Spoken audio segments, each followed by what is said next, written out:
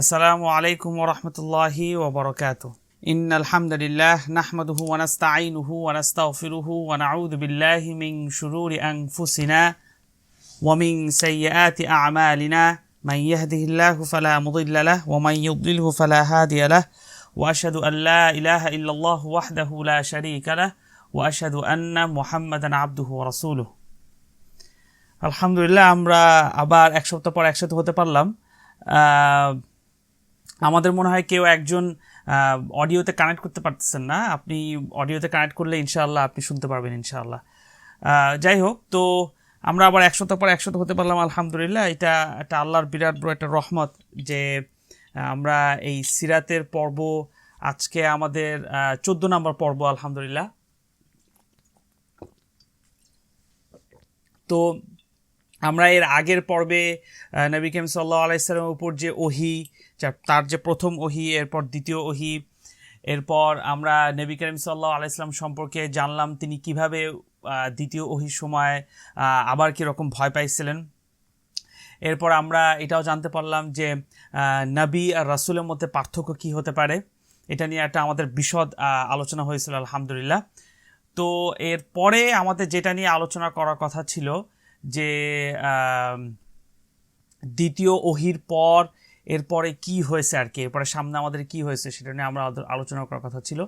তো আমরা যখন নবী এবং রাসূল সাল্লাল্লাহু আলাইহি সাল্লামের এই পার্থক্য যখন আমরা জানলাম যে আসলে নবী এবং রাসূল এর মধ্যে পার্থক্যটা কি, তো এরপরে আরেকটা কোয়েশ্চেন আমাদের থেকে যায়, যে দুইটা কোয়েশ্চেন থেকে যায়। একটা হচ্ছে যে আমরা সবসময় দেখছি যে নবী সবসময় পুরুষই হয়। তো অনেক সময় আমাদের কোয়েশ্চেন আসতে পারে যে মহিলারাই কি কোনো সময় নবী হতে পারেন নাকি, তো এটা কি শুধু খালি পুরুষদের জন্যই কি সীমাবদ্ধ? তো এরকমভাবে অনেক সময় কিন্তু চিন্তা হতে পারে, এটা আসে, কোয়েশ্চেন আসে যে মহিলারা কি হবে না, নবী হতে পারবে না। তো এই নিয়ে আমরা ছোটোখাটো করে একটু কথা বলতে চাই। তো আমরা জানি যে মারিয়াম আলাইহিস সালাম এবং উম্মি মুসা, মানে মুসা আলাইহিস সালামের মা, তারা একটা বড় উদাহরণ হিসেবে আমরা ব্যবহার করতে পারি। কারণ তারা সত্যিকারে কি, তারা কি নবী ছিলেন নাকি না? কারণ আমরা নবী এবং রাসূল এর মধ্যে পার্থক্য আমরা এর আগেবার শিখছিলাম আলহামদুলিল্লাহ। তো এইটা নিয়ে আলেমদের মধ্যে অনেক মতবিরোধ আছে, কিন্তু কেউ এটা মত দেন যে হ্যাঁ তারা নবী ছিলেন। এর মধ্যে একজন ছিলেন আবুল আল হাসান আল আশারি, তারপর আল কুতুবি, তারপর ইবনে আল আজম এবং আল আন্দুলিসি। তারা বলতেছিলেন যে না, তারা আসলে নবী ছিলেন। তো সুতরাং আসুন আমরা মারিয়াম আলাইহিস সালাম এবং উম্মে মুসা আলাইহিস সালাম কোরআনে আসলে তাদের সম্পর্কে কিভাবে বর্ণনা করা হয়েছে, আল্লাহ সুবহানাহু ওয়া তাআলা কি বর্ণনা করছেন সেটা সম্পর্কে আমরা একটু জেনে নিই। তো সবাই আসলে একমত যে ফেরেশতা জিবরাইল আলাইহিস সালাম নিজেই মারিয়াম আলাইহিস সালামের কাছে কি দেখা দিয়েছিলেন, এটা সবাই জানেন, এটা সবাই একমত। তবে এটাকে কি তাকে নবুয়তি, মানে তাকে কি নবুয়ত বানাই দিচ্ছেন, অথবা কি তিনি কি নবুয়ত হয়েছেন, তিনি নবুয়ত প্রাপ্ত হয়েছেন? না। সাহাবা রাদিয়াল্লাহু আনহাও কিন্তু জিবরাইল আলাইহিস সালাম, মানে সাহাবা রাদিয়াল্লাহু আনহুম যারা, তারাও কিন্তু জিবরাইল আলাইহিস সালামকে দেখছিলেন, কিন্তু এর মধ্যে এই না যে তারা নবী হয়ে গেছেন, তারা কিন্তু নবী হয়ে যাননি।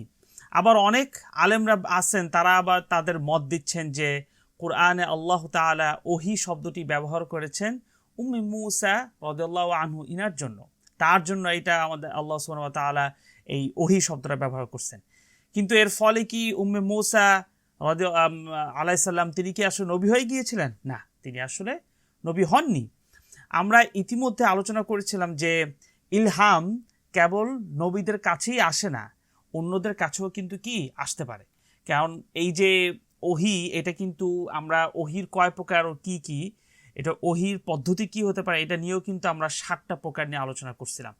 তো এই যে মহিলা, এই তারাও, নারীগণরা, তারাও কি আসলে নবী হতে পারেন নাকি না, এই নিয়ে আসলে আমরা কথা বলছিলাম। এবং এটা অনেক বর্ণনা যেটা দেখা যায় যে আমরা জানি যে ইলহাম কেবল নবীদের কাছেই কি আসে না, অন্যদের কাছেও কিন্তু আসতে পারে।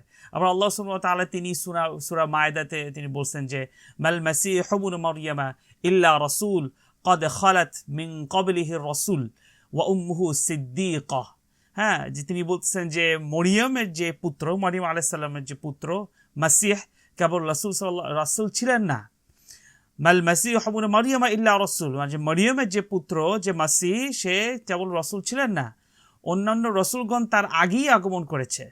কদ খালাত মিন ক্বাবলিহি রাসূল, অন্যান্য রাসূলগণ কি তার আগে আসছিল। ওয়া উম্মুহু সিদ্দিকা, এবং তার মা, মানে বলতেছেন যে মরিয়ম আলাইহিস সালাম যে তার কথা বলতেছেন যে তার মা ছিলেন একজন সিদ্দিকা, মানে সত্যবাদিতা সিদ্দিকা ছিলেন। তাই এখানে লক্ষ্য করুন যে আল্লাহ সুবহানাহু ওয়া তাআলা ঈসা আলাইহিস সালামকে তার রাসূল হিসেবে আখ্যায়িত করেছেন। এখানে কিন্তু এটা বলা হয়েছে যে মাল মাসিহ ইবনু মারইয়াম ইল্লা রাসূল, এবং এটাও বলেছেন যে তার আগে আরও রাসূলগণ এসেছেন, এটাও কিন্তু আল্লাহ সুবহানাহু ওয়া তাআলা বলতেছেন।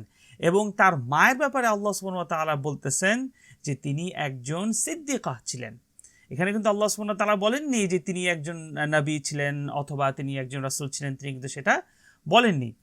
এখানে স্পষ্ট করে যে আল্লাহ সুবহানাহু ওয়া তাআলা তিনি পার্থক্য করে দিয়েছেন যে নবী এবং সিদ্দিকা এর মধ্যে আসলে পার্থক্যটা কি। কারণ তিনি ডাইরেক্ট বলেছেন যে ওয়া উম্মুহু সিদ্দিকা, তার মা ছিলেন কি সিদ্দিকা, নবীর কথা বলেননি। আমরা কোরআনে আরেকটা আয়াতে জানতে পারি যে আল্লাহ সুবহানাহু ওয়া তাআলা তিনি বলছেন ওয়ামান ইউতি'ল্লাহা ওয়ার রাসূলা ফাউলাইকা মা'আল্লাযীনা আন'আমাল্লাহু আলাইহিম মিনান নাবিয়্যিনা ওয়াস সিদ্দিকিনা ওয়াশ শুহাদাই ওয়াস সালিহিন। এটা হচ্ছে যে কোরআনে আরেক জায়গায় আসছে যে সৎকর্মশীল যারা হয় তাদের কয়েকটা স্তর হয়, তাদের কয়েকটা স্তর হয়, হ্যাঁ, তাদের কয়েকটা ধাপ হয়, আপনি বলতে পারেন যে তাদের কয়েকটা ক্যাটাগরি হয়। তা আল্লাহ সুবহানাহু ওয়া তাআলা সেই ক্যাটাগরিকে বলতেছেন যে ফাউলাইকা মা'আল্লাযীনা আন'আমাল্লাহু আলাইহিম, যারা আল্লাহ সুবহানাহু ওয়া তাআলার সাথে আছেন তারা হচ্ছে কারা, অথবা যারা সৎকর্মশীল তারা হচ্ছে কারা, নাবিয়্যিন, আলাইহিম মিনান নাবিয়্যিন, যারা নবীগণ। সেকেন্ড হচ্ছে ওয়াসিদ্দিকিন, যারা হচ্ছে সিদ্দিকান, মানে যারা মনে করেন সত্যবাদী, ওয়াশুহাদা, যারা হচ্ছে সুহাদা, এবং ওয়াসসালিহিন, যারা হচ্ছে সলিহ মানুষ, যারা সৎকর্ম মানুষ, সৎ মানুষ তারা। তো এইখানে আমরা বোঝা গেল যে 4টা স্তর আছে। তো এর মধ্যে প্রথম স্তর হচ্ছে কি ছিল, যে নবিয়্যিনটা। তো ঈসা আলাইহিস সালাম এখানে হচ্ছে লেভেল 1-এ আছে, যেটা বলা হয় হচ্ছে নবিয়্যিন। কিন্তু এর পরের লেভেল হচ্ছে সিদ্দিকিন। তো সিদ্দিকিনের লেভেল হচ্ছে তার মা। তো এখানে বোঝা গেল, এখানেও আমরা পার্থক্য করতে পারি যে নারীগণরা তারা আসলে এখানে নবী হতে পারেন না। এটা কেন অলরেডি কোরআন মাধ্যমে আমরা জানতে পারলাম।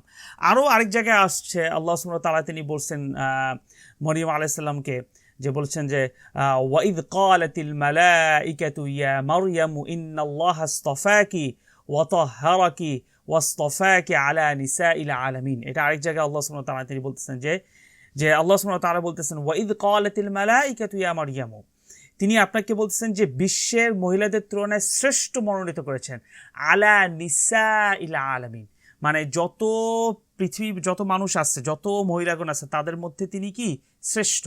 তারা বলছেন যে ইন্নাল্লাহা আসতাফাকি ওয়া তাহহারাকি ওয়াসতাফাকি আলা নিসাইল আলামিন, যে আল্লাহ সুবহানাহু ওয়া তাআলা তিনি বলতেছেন যে আপনাকে, মানে মারিয়াম আলাইহিস সালামকে বলতেছেন যে আপনাকে আল্লাহ সুবহানাহু ওয়া তাআলা সর্বশ্রেষ্ঠ বানাই দিয়েছেন। কিন্তু এখানেও কিন্তু বোঝা গেল যে বিশ্বের সেরা মহিলা একজন সিদ্দিকা হন, তাহলে অবশ্যই সেখানে কোনো মহিলা অথবা নারীগণ নবী হতে পারবেন না। কারণ এখানে আল্লাহ সুবহানাহু ওয়া তাআলা তিনি বলতেছেন যে তিনি সর্বশ্রেষ্ঠ, মানে সিদ্দিকা, কিন্তু নবী হতে পারবেন না। আরেক আয়াতে আল্লাহ সুবহানাহু ওয়া তাআলা তিনি বলতেছেন যে নবুয়ত হওয়ার জন্য, নবী হওয়ার জন্য 2টা শর্ত লাগে। এক, আল্লাহ সুবহানাহু ওয়া তাআলা বলতেছেন ওয়ামা আরসালনাকা মিন ক্বাবলিকা ইল্লা রিজালান নূহি ইলাইহিম মিন আহলিল কুরা।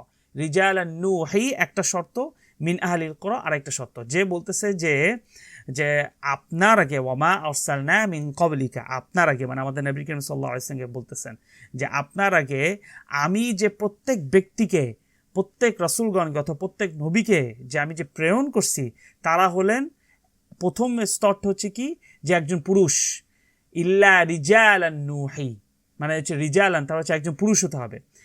সেকেন্ড যেটা হচ্ছে মিন আহলিল কুরা, যে ওই শহরের অথবা ওই নগরের মধ্যে একজন মানুষ হতে হবে। মানে আমাদের নবী করিম সাল্লাল্লাহু আলাইহি ওয়াসাল্লাম তিনি একজন পুরুষ ছিলেন, আবার তিনি ওই কুরাইশ থেকে আসছেন। তাই এইটা 2টা হচ্ছে শর্ত নবুয়ত হওয়ার জন্য। তো এই সব আমরা প্রমাণ পেলাম যে এখানে স্পষ্ট যে সমস্ত প্রমাণ আমাদেরকে আমরা যদি একত্রিত করি তাহলে সর্বাধিক যে মতামতটা আমরা বুঝতে পারি যে আল্লাহ সুবহানাহু ওয়া তাআলা নবী হিসেবে কেবল পুরুষদেরকেই তিনি বেছে নিয়েছেন, নারীগণদেরকেই তিনি বেছে নেননি, কিন্তু তাদেরকে সর্বোচ্চ স্তর দিচ্ছেন। মানে 4টা যে স্তর আছেন, নবীন, সিদ্দিকিন, সুহাদা, সালেহিন। মানে নবীন হচ্ছে যারা নবী, সিদ্দিকিন যারা সত্যবাদী, সুহাদা যারা শহীদ হয়েছেন, সালেহিন যারা হচ্ছে সৎকর্মশীলতা।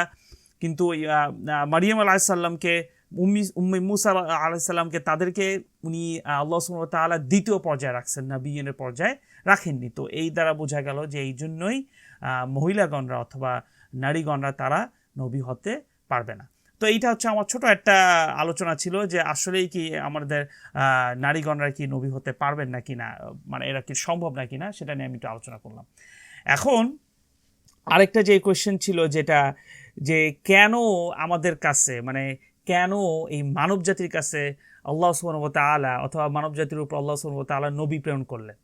আল্লাহ সুবহানাহু ওয়া তাআলা তো নবী প্রেরণ নাও করতে পারতেন, তার এটা ইচ্ছা, তিনি তো ইচ্ছা করলে চেষ্টা করতেন যে নবী ছাড়াই তিনি আমাদেরকে হেদায়েতের ব্যবস্থা করতে পারতেন। কিন্তু কেন পাঠান, নবীর এটা প্রয়োজনটা কি? তো এটা নিয়ে আমরা যদি একটু চিন্তা করি, তো নবী তাদের আসলে উদ্দেশ্যটা কি, আমাদেরকে কেন তাদের দরকার, এটা কিন্তু সবচেয়ে বড় একটা কারণ যার মাধ্যমে আমাদের এবং পৃথিবীর যে অন্য মানুষরা আসে তাদের মধ্যে কি একটা পার্থক্য সৃষ্টি করে দেয়। যে মনে করেন যে তারা তো রিসালাত বলেন অথবা মেসেঞ্জার বলেন, তারা এগুলো বিশ্বাস করে না, কিন্তু আমরা মুসলমান হিসেবে, মুসলিম হিসেবে আমরা এটা বিশ্বাস করি। এর মধ্যেই কিন্তু একটা পার্থক্য হয়ে গেছে তাদের সাথে আমাদের সাথে। এই জন্য নবী কেন আমাদের জন্য প্রয়োজন, এটা আমাদের জানা দরকার। তো আমরা বিশ্বাস করি যে চূড়ান্ত দিক নির্দেশনা, একমাত্র হেদায়েত হলো নবী রাসূলগণদের মাধ্যমেই আল্লাহ সুবহানাহু ওয়া তাআলা আমাদের কাছে পাঠিয়েছেন। একমাত্র নবী এবং রাসূলগণদের মাধ্যমেই এটা সম্ভব হয়েছে, অন্যভাবে কোনো সম্ভব হয়নি, এটা আমরা বিশ্বাস করি।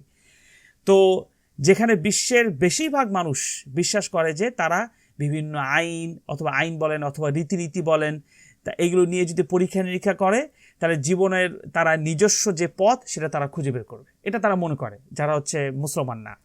কিন্তু আমরা বিশ্বাস করি যে সর্বোত্তম আইনটি হলো আল্লাহর আইন, এবং কোনো আইন করার একমাত্র অধিকার হচ্ছে আল্লাহ সুবহানাহু ওয়া তাআলার, এবং আমাদের পক্ষে সর্বোত্তম কোনটি আল্লাহ সুবহানাহু ওয়া তাআলা তিনি একমাত্র ভালো জানেন, তিনি ছাড়া আর কেউই ভালো জানেন না, এইটা হচ্ছে আমরা বিশ্বাস করি। কিন্তু যারা হচ্ছে আপনার মনে করেন যে খ্রিস্টান বলেন অথবা অন্য দেশে, তারা এইটা বিশ্বাস করে না যে এরকম যে রিসালাত, মনে করেন যে এই যে নবীগণরা আসবেন, একজনের পর একজন আসতেছেন, এইগুলো তাদের মধ্যে এই বিশ্বাসটা নাই। তো এইটাই পার্থক্য করে দেয়। আর এইটার মাধ্যমেই আমরা আসলে বুঝতে পারি যে নবীগণ আমাদের কেন প্রয়োজন। আরও আমরা যদি জানতে পারি যে এখানে যে এই জন্যই আল্লাহ নবীকে বিভিন্ন সময়, মানে নবীদেরকে, আমাদের নবীগণ যারা আছেন তাদেরকে বিভিন্ন সময় কিন্তু প্রেরণ করে গেছেন। বিভিন্ন সময় আল্লাহর এই নবী যে প্রেরণ করা, এইটা কেউ যদি অস্বীকার করে, অথবা কেউ এটা আপনার অস্বীকার করে, তাহলে বোঝা গেল যে আল্লাহ সুবহানাহু ওয়া তাআলা যে রহমত আমাদের উপর এবং আল্লাহ সুবহানাহু ওয়া তাআলা যে শক্তি, সেটা আমরা অস্বীকার করতেছি, নাউযুবিল্লাহ। এবং পৃথিবীতে অনেক মানুষজন আছে যারা বলে যে হ্যাঁ, আল্লাহ আমাদের তো সৃষ্টি করছেন, কিন্তু তারপর তিনি আমাদেরকে আমাদের মতো থাকতে দিছেন, মানে এটা এখানে তার কোনো কিছু করার নাই, তিনি সৃষ্টি করছেন শেষ, এরপরে তার আর বলার কিছু নাই আর কি। তো এই জিনিসটা অনেক মানুষ আসলে চিন্তা করে, নাউযুবিল্লাহ। কিন্তু আল্লাহ সুবহানাহু ওয়া তাআলার সাথে এই কথা আমরা বলি, যারা বলতেছে এটা, অথবা আল্লাহ না করুক আমাদের মধ্যে যেন এরকম না আসে, যদি আসে তাহলে এটা একরকম কি প্রতারণা হয়ে গেল আল্লাহ সুবহানাহু ওয়া তাআলার কাছ থেকে, নাউযুবিল্লাহ।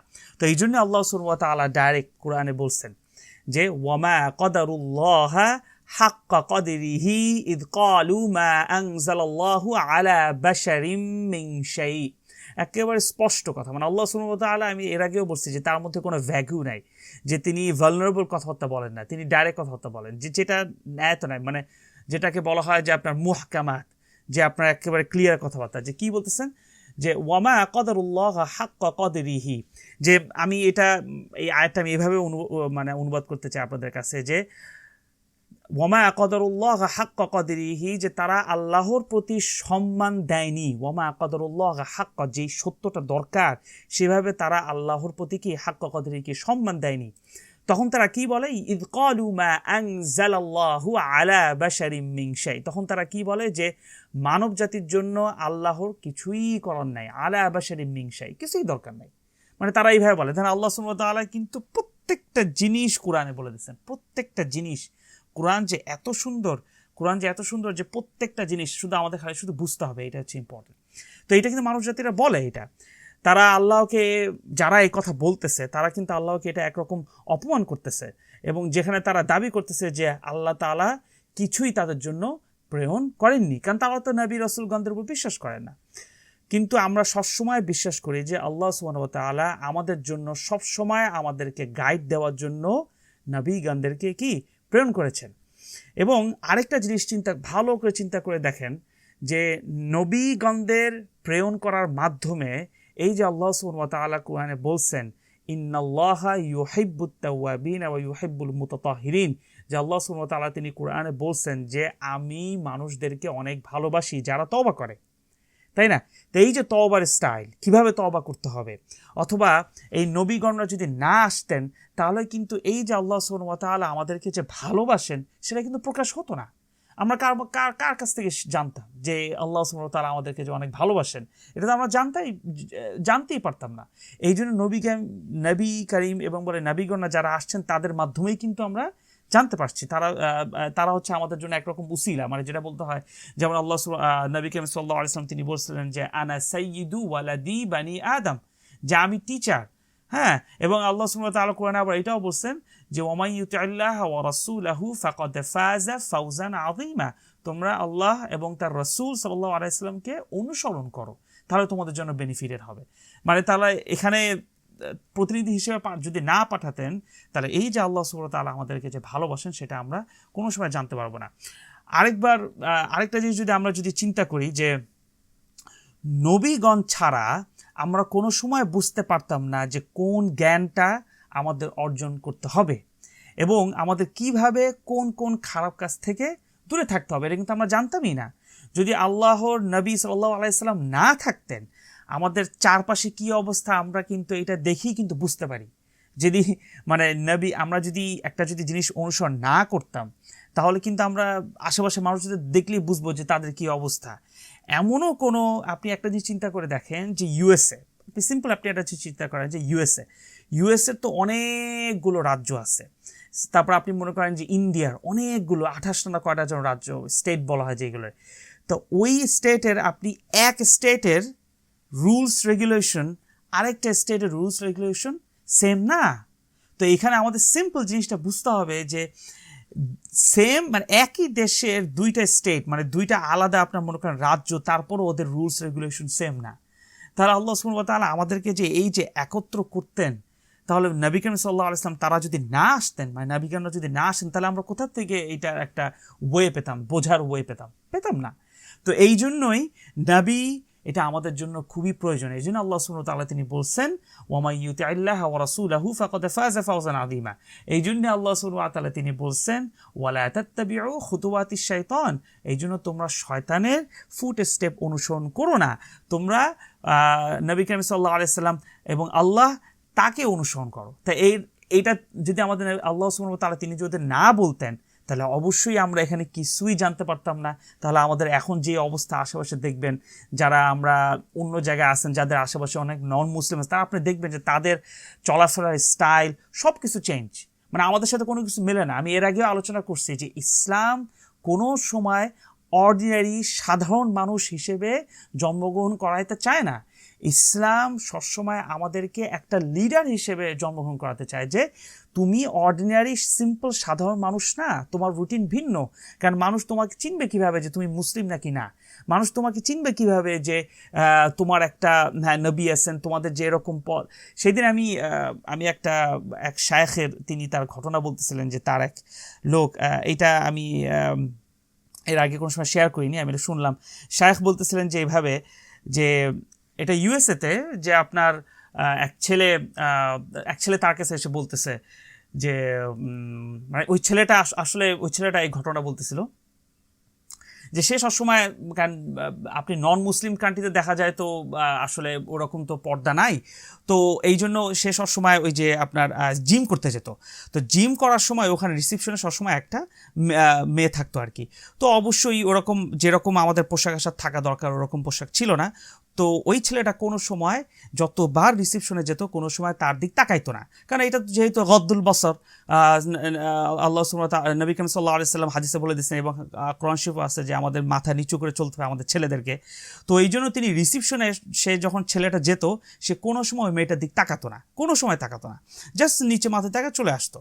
তো ওই মেয়েটা সবসময় ফলো করছে এবং মানে ওই ছেলেটা বলতেছে যে 4 মাস ধরে, মানে ওই আসলে মেয়েটা আসলে পরে এই ঘটনাটা পরে বলছে, ছেলেটা পরে আবার এটা আবার ক্রস সেকশন করছে শায়েখের সাথে যে হ্যাঁ এরকম ঘটনা ঘটছে। তো যাই হোক, তো ওই বলছে যে আমি 4 মাস ধরে ওই ছেলেটাকে কোনো রকম মানে দেখছি যে সে কোনো সময় আমার দিক তাকায় নেয়। তো এইটা দেখো সে খুব অকার্ড ফিল করছে। তো একদিন ওই ছেলেটা বলতেছে যে একদিন সে ডাইরেক্ট আমার জিজ্ঞেস করেই বসছে যে তুমি আমার দিক তাকাও না কেন। তো তখন বলছে আমি পারবো না, কারণ আমাদের আমাদের কোরআন এবং আমাদের নবী করিম সাল্লাল্লাহু আলাইহি সাল্লাম আল্লাহ সুবহানাহু ওয়া তাআলা তিনি নিষেধ করে দিচ্ছেন, সো এইটা আমাদের ধর্মে নাই। তো এইটা হওয়ার পর এরপর ওই ছেলেটা যেই দেখলো যে না আমার সাথে ওই মেয়ে অলরেডি একবার কথা বলার অ্যাটেম্পট নিয়ে নিচ্ছে, আমার সাথে এখন কথা বলতে চাচ্ছে, সো আমার এখন এইখানে জিম করার কোনো দরকার নাই। আমি যদি আবার আসি তাহলে ওই মেয়ে আমার দিক তাকায় থাকবে, তখন আমাকে শয়তান আবার ওয়াসওয়াসা দেবে। কারণ আল্লাহ সুবহানাহু ওয়া তাআলা তিনি বলছেন ওয়ালাকাদ খালাকনাল ইনসানা ওয়া না'লামু মা তুওয়াসওয়াসু বিহি নাফসু, যে আল্লাহ সুবহানাহু ওয়া তাআলা তিনি বলছেন যে আমি জানি যে শয়তান সবসময় ওয়াসওয়াসা দিবে মানুষদেরকে, তো এরকম দিতে পারে, এই জন্য সে ফার্দার জন্য কোনো রকম ফিতনা ফাসাদ না হয় আমি দূরে চলে যাই। তো সে আর ওই জিমে আসে নাই। পরে ওই ওই যে মেয়েটা আলহামদুলিল্লাহ তখন সে জানতে পারলো যে না ওই রকম ইসলাম এরকম হয়, তখন সেইটা নিয়ে পড়াশোনা শুরু করলো। তো আলহামদুলিল্লাহ পড়াশোনা করার পর তারপর সে যখন দেখলো যে ইসলাম এত সুন্দর, তারপর সে আস্তে আস্তে করে ইসলাম ধর্ম গ্রহণ করলো আলহামদুলিল্লাহ। তখন সে আবার এই কাহিনীটা আবার তখন বলছে। তো এইখানে আমি জিনিসটা বোঝাতে চাচ্ছি এরকম, যদি আমাদের গাইডলাইন্স না থাকতো, নবী করিম সাল্লাল্লাহু আলাইহি সাল্লামের পক্ষ থেকে তিনি যদি আমাদের সাইয়্যিদ মানে টিচার হিসেবে না আসতো, তাহলে আমরা কিভাবে বুঝতাম যে কোনটা আমাদের করতে হবে কোনটা আমাদের করতে হবে না। তো এই জিনিসটা বোঝার জন্য কি নবীদের অনেক প্রয়োজন আছে, কারণ এটা ছাড়া আমাদের সম্ভব না। কেউ যদি এটা চিন্তা করে যে না আমি তো ফলো করতেছি ঠিক আছে, কিন্তু আমাদের একটা ওয়ে তো জানতে হবে। তো এই জন্যই এইটা হচ্ছে নবী রাসূলগণদের এটা খুবই ইম্পর্টেন্ট আমাদের জন্য, এটা ছাড়া আমাদের আসলে সম্ভব না। কারণ আল্লাহ সুবহানাহু ওয়া তাআলা তিনি যে গাইডেন্স যে পাঠাচ্ছেন সেই গাইডেন্সটা একমাত্র তাদের মাধ্যমেই আসছে। আরেকটা জিনিস আপনাদের সাথে আমি সেদিন একটা আয়াত পড়তেছিলাম, মানে আমি কেন আপনাদেরকে কোরআন নিয়ে সবসময় মানে গবেষণা করতে বলি, যে একটা জিনিস চিন্তা করবেন যে মানে সূরা বাকারাতে এটা আপনার হচ্ছে 20 নম্বর আয়াত, সূরা বাকারার 20 নম্বর আয়াত আমি এটা পড়তেছিলাম সেই সময়, যে আল্লাহ সুবহানাহু ওয়া তাআলা তিনি যে আসলে কত বেশি ভালোবাসেন আমাদেরকে, এটা একটা সিম্পল একটা উদাহরণ আমি আপনাদেরকে দিচ্ছি। যে মুনাফিকদের কথা এখানে বলা হচ্ছিল যে ইয়াকাদুল বারকু ইয়াখতাফু আবসারহুম কুল্লামা আযাআ লাহুম মাশাউ ফিহি, মানে এখানে অর্থ হচ্ছে ইয়াকাদুল বারকু ইয়াখতাফু আবসারহুম, মানে মুনাফিকদের কথা বলতেছে যে ওদের অবস্থা এমন হয়ে যাচ্ছিল যে ইয়াকাদুল বারকু, যে এমন বিদ্যুৎ চমকাচ্ছিল, বারক যে এত বেশি বিদ্যুৎ চমকাচ্ছিল যে মনে হচ্ছিল যাতে তারা মনে করতেছিল আবসারহুম, মানে এটা হুম মানে তারা এটা ভাবতেছিল, মুনাফিকরা ভাবতেছিল যে তাদের যে চোখ এবং তাদের যে মানে আপনার চোখ কি মানে বিদ্যুতের মানে বিদ্যুৎ যে চমকাচ্ছে ওই বিদ্যুৎ চমকানোর জন্য তাদের চোখ যেন একেবারে ধ্বংস হয়ে যাবে। মানে এখানে আপনার খতফা ইয়াখতফু বলতে বোঝাচ্ছে যে কেউ যেন কেড়ে নিয়ে যাবে, মানে ছিনিয়ে নিয়ে যাবে। এটা হচ্ছে আল্লাহ সুবহানাহু ওয়া তাআলা ইউজ করছেন এই ওয়ার্ডটা ইয়াখতফ, খতফা ইয়াখতফু থেকে আসছে, যে তারা এইভাবে ভাবতেছিল যে কেউ যেন তাদের চোখকে ছিনিয়ে নিয়ে যাবে, কেড়ে নিয়ে যাবে। কুল্লামা আযাআ লাহুম মাশাউ ফিহি, এবং যখন আযাআ লাহুম তাদের সামনে এরকম আলো আসতেছিল, মানে আল্লাহ সুবহানাহু ওয়া তাআলা আলোর ব্যবস্থা করে দিচ্ছিল, তখন তারা হাঁটতেছিল। ওয়া ইযা আযলামা আলাইহিম কামু, এবং যখন ওই আলোটা আবার চলে যাচ্ছিল, অন্ধকার হয়ে যাচ্ছিল, আলাইহিম কামু তারা আবার দাঁড়ায় যাচ্ছিল। তো তারপর দেখেন এরপর আল্লাহ সুবহানাহু ওয়া তাআলা কি ওয়ার্ড ইউজ করছেন, মানে আল্লাহু আকবার, যে আল্লাহ যে কত ভালোবাসেন ইভেন মুনাফিকদের ব্যাপারও তিনি কিভাবে কথা বলতেছেন দেখেন। তারপর বলতেছেন ওয়ালাউ শাআ আল্লাহু লাযাহাবা বিসামইহিম ওয়া আবসারিহিম ওয়ালাউ শাআ আল্লাহু, এখানে অর্থ হচ্ছে যে আল্লাহ তাআলা যদি চান। দেখেন আবার কিন্তু আমি এর আগেরবার একটা আয়াত বলছিলাম যে লিয়াজজি আল্লাহু সাদিকিনা বিসিদকিহিম ওয়া ইউআযযিবাল মুনাফিকিনা ইনশাআ, যদি আল্লাহ যদি চান তাহলে শাস্তি দিবেন। সেম এখানে এরকম কথা, ওয়ালাউ শাআ আল্লাহু লাযাহাবা, আল্লাহ যদি চান তাহলে তাদের এই চোখ, তাদের এই কান নিয়ে যেতে পারেন। আপনি একটা জিনিস চিন্তা করে দেখেন, আল্লাহ সুবহানাহু ওয়া তাআলা এখানে যাহাবা, মানে আপনারা যদি এখন যদি ভার্সে যদি যান, ওই আয়াতে যান 20 নম্বর আয়াতে, ওয়ালাউ শাআ আল্লাহু লাযাহাবা, যাহাবার অর্থ হচ্ছে নিয়ে নেওয়া। আবার ওই আয়াতের প্রথম লাইনে আল্লাহ সুবহানাহু ওয়া তাআলা ব্যবহার করছেন যে ইয়াখতাফু, খতফা মানেও হচ্ছে কিন্তু নিয়ে নেওয়া, কিন্তু খতফা অর্থটা হচ্ছে আপনার কেড়ে নেওয়া, জোর করে কেড়ে নেওয়া। আর যাহাবাটা অর্থ হচ্ছে যে আপনার যেটা বলা হয়েছে যাহাবা, যেটা হচ্ছে সিম্পলভাবে মানে নর্মালভাবে নেওয়া। তো দেখেন আল্লাহ সুবহানাহু ওয়া তাআলা একই আয়াতের মধ্যে একই জিনিস এক্সপ্লেইন করার জন্য প্রথমে আল্লাহ সুবহানাহু ওয়া তাআলা ইউজ করছেন খতফা, যেটা খুব জোর। আরেকটা শব্দ ইউজ করছেন আল্লাহ সুবহানাহু ওয়া তাআলা তার ব্যাপারে, তিনি বলছেন যে আমি ইচ্ছা করলে কেড়ে নিয়ে নিতে পারি, যাহাবা, মানে সফট ওয়ার্ড ইউজ করছেন, তিনি কিন্তু কঠিন শব্দ ব্যবহার করেন নাই। এখানে আপনি হেকমতটা দেখেন, হেকমতটা হচ্ছে যে মানে আল্লাহ সুবহানাহু ওয়া তাআলা যে কত পছন্দ করেন এখানে, যে আমরা যখন আমাদের সাথে কোনো খারাপ কিছু হয় তখন আমরা মনে করি যে আমাদের পুরা শরীর, পুরো মানে আমাদের পুরো লাইফ শেষ, মানে তছনছ হয়ে যাচ্ছে, ঠিক আছে। তো ওই হিসেবে কাফেররা অথবা মুনাফিকরা তারা চিন্তা করছিল যে এত জোরে বিদ্যুৎ চমকানো হচ্ছে, আমার তো চোখ থেকে চোখ টোক কেড়ে নিয়ে যাবে কেউ যেন, এমন একটা ভয় পাচ্ছে। কিন্তু আল্লাহ সুবহানাহু ওয়া তাআলা তিনি তখন মুনাফিকদের সম্পর্কে বলতেছে যে আমি ইচ্ছা করলে তাদের কাছ থেকে নিয়ে নিতে পারি। আমি এখানে কেন এই ভার্সটা আনলাম, এই কারণে আনলাম যে এক হচ্ছে আল্লাহ সুবহানাহু ওয়া তাআলা তিনি ইউজ করছেন যে তিনি যদি চান। সেকেন্ড, আল্লাহ সুবহানাহু ওয়া তাআলা সেম মিনিং, সেম জিনিস বোঝানোর জন্য দুইটা শব্দ ব্যবহার করছেন, একটা খুব কঠিন আর একটা সহজ। কঠিন দ্বারা বোঝানো যাচ্ছে যে যারা আমরা সাধারণত খুব কঠিন মনে করি, এটা মুনাফিকরা, কিন্তু আল্লাহ সুবহানাহু ওয়া তাআলা মুনাফিকদের সাথে কথা বলার সময় বলছে আমি ইচ্ছা করলে তো নিয়ে নিতে পারি। এখানে কিন্তু বলে না যে আমি ইচ্ছা করলে তোমারটা কেড়ে নিতে পারি। মানে মুনাফিকদের সাথে কথা বলার সময় সে মানে আমাদের তিনি আল্লাহ সুবহানাহু ওয়া তাআলা তিনি নরমভাবে কথা বলতেছেন। এটা কিন্তু একটা বিরাট হিকমত, এই জন্যই আপনাদের সাথে আমি এই আয়াতটা শেয়ার করলাম আর কি। তো যাই হোক, তো এটা আমি এই জন্য শেয়ার করছিলাম যাতে বোঝানোর জন্য যে আসলে কোরআন, তারপর এই যে নবী সাল্লাল্লাহু আলাইহি ওয়াসাল্লাম তাদেরকে কেন আমাদেরকে দরকার, এইটার জন্যই আমি এটা আপনার কাছে শেয়ার করলাম। যাই হোক, এখন আমরা ওই পার্ট শেষ, এখন আমরা সামনে একটু যাব যে প্রথমে আসলে কারা ইসলাম ধর্ম গ্রহণ করেছিলেন, এটা নিয়ে আমি একটু আলোচনা করবো যে প্রথমে আসলে কারা ইসলাম ধর্ম গ্রহণ করছিলেন। তো যখন আপনার ওহী আসলো যে কুম ফাআনদির, এই নিয়ে আমি আলোচনা করছিলাম আলহামদুলিল্লাহ লাস্টবার, যে যখন আপনার এই যে বলল কুম ফাআনদির, যে উঠুন, দাঁড়ান, সতর্ক হন, যখন যখন আপনার ওহী আসলো, তখন নবী করিম সাল্লাল্লাহু আলাইহি ওয়াসাল্লাম এই ওহী আসার পর আমাদের নবী করিম সাল্লাল্লাহু আলাইহি ওয়াসাল্লাম সম্পর্কে কিন্তু তখন অতটা বেশি ঘটনা পাওয়া যায় না, কারণ তখন তো নতুন নতুন অনেক কিছুই আসলে পাওয়া যায় না। তো যে তিনি আসলে কিভাবে ইসলাম প্রচার করছিলেন ওই সম্পর্কে অতগুলো আমরা ঘটনা জানি না, তারপরও খুবই কম আমরা ঘটনা জানি, ওইগুলো নিয়ে আলোচনা করবো ইনশাআল্লাহ। তো তিনি প্রথমে যখন ধর্ম প্রচার শুরু করছেন, মানে ইসলাম প্রচার শুরু করছেন, তার পরিবার থেকে তিনি শুরু করছেন। তো এখানে এটা জিনিস বোঝা যায় যে আমরা যখন ইসলাম প্রচার করব, মেইন হচ্ছে আমাদের পরিবার থেকে প্রচার করা। আর পরিবার থেকে হঠাৎ করে আমরা কোনো যাকে আমি ভালো করে চিনি, যাকে আমি ভালো করে জানি যে সে আমার কথা বিশ্বাস করবেই, তাদের কাছ থেকে প্রথমে আসলে ইসলাম প্রচার শুরু করা উচিত। তো যাই হোক, তো প্রথমে যেই মানে ইসলাম ধর্ম গ্রহণ করছিলেন তিনি হচ্ছেন খাদিজা বিনতে খুয়াইলিদ রাদিয়াল্লাহু আনহা, মানে আমাদের নবী করিম সাল্লাল্লাহু আলাইহি সাল্লামের স্ত্রী। তিনি কোন ধর্মে রূপান্তরিত হচ্ছেন তা কিছুই জানেন না, তারপরও তিনি ধর্মান্তর হয়েছিলেন। এখানে বোঝা যায় যে তার স্বামীর প্রতি, মানে আমাদের নবী করিম সাল্লাল্লাহু আলাইহি সাল্লামের প্রতি তিনি কতটা বিশ্বাসী ছিলেন। এরকম কিন্তু এখন পাওয়া খুবই কঠিন, যে এত বিশ্বাস, যে এরকম কিন্তু আমাদের যদি এরকম চিন্তা করতে পারি, তাহলে কিন্তু একটা বিরাট একটা বড় একটা রহমত আর কি, যে ওই যদি এরকম যদি হাজব্যান্ড ওয়াইফের মধ্যে এরকম একটা আসে যে এত বিশ্বাস, তাহলে বুঝতে হবে ওখানে একটা রহমত আছে, আলহামদুলিল্লাহ। তো যাই হোক, তো তিনি কেন বিশ্বাস করতেন তখন তিনি বলতেছেন, আমরা এই হাদিসটা নিয়ে আলোচনা করছিলাম যে তিনি বলছিলেন আল্লাহ নবী করিম সাল্লাল্লাহু আলাইহি ওয়াসাল্লামকে যে আল্লাহ আপনাকে কখনোই অবমাননা করবেন না, আল্লাহ আপনাকে কখনোই পথভ্রষ্ট করাবেন না, মানুষদেরকে পথভ্রষ্ট করার জন্য আপনাকে কি পাঠানো হবে না, এটা কোনো সময় সম্ভব না। এবং আপনি হচ্ছে দয়াবান, আপনি করুণাময়, এবং আপনি একজন কোমল ব্যক্তির মানুষ, আপনার দ্বারা এটা সম্ভব না, এই জন্য আপনি যেটা বলবেন সেটা আমি বিশ্বাস করবই। এই জন্য চোখ বন্ধ করে তিনি ইসলাম ধর্ম গ্রহণ করছিলেন।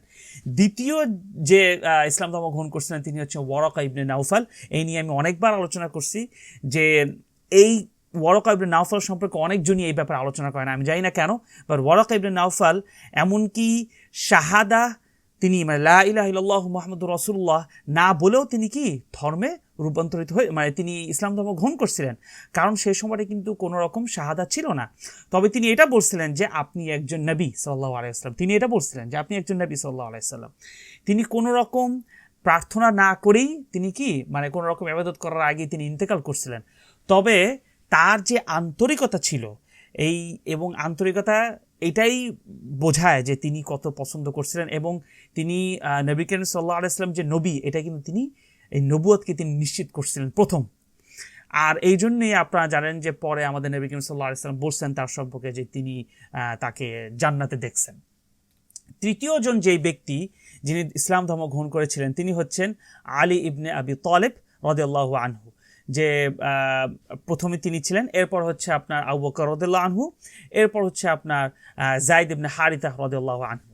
তো ইনারা হচ্ছেন আসলে আমি পরপর বলা যাবে না, তিনজনের নাম একসাথে আসলে বলা উচিত, তাদেরকে আমরা ভিন্ন ক্যাটাগরিতে রাখবো ইনশাআল্লাহ, যে আলী ইবনে আবি তালিব অথবা আবু বকর রাদিয়াল্লাহু আনহু অথবা হচ্ছে আপনার যায়েদ ইবনে হারিথা রাদিয়াল্লাহু আনহু। এবং এই তিনজনের মধ্যে যে ধর্ম মানে তারা যে ইসলাম ধর্ম গ্রহণ করছিলেন তাদের মধ্যে ইসলামিক স্কলারসদের মধ্যে অনেক পার্থক্য আছে, মতনৈক্য আছে আর কি। তো আমরা এইভাবে বলতে পারি যে প্রথম শিশু হিসেবে ইসলাম ধর্ম গ্রহণ করছিলেন আলী ইবনে আবি তালিব রাদিয়াল্লাহু আনহু। এরপর যুবক হিসেবে, মুক্ত মানুষ হিসেবে, ফ্রি মানুষ হিসেবে যিনি ইসলাম ধর্ম গ্রহণ করছিলেন তিনি হচ্ছেন আবু বকর রাদিয়াল্লাহু আনহু। এবং দাস হিসেবে যিনি ইসলাম ধর্ম গ্রহণ করছিলেন যে আমাদের নবী করিম সাল্লাল্লাহু আলাইহি ওয়াসাল্লামের পালক পুত্র যায়েদ ইবনে হারিথা রাদিয়াল্লাহু আনহু। তো আমরা আলী ইবনে আবি তালিব রাদিয়াল্লাহু আনহুর ক্ষেত্রে কোনো রকমই প্রশ্ন করতে পারি না যে তিনি প্রথম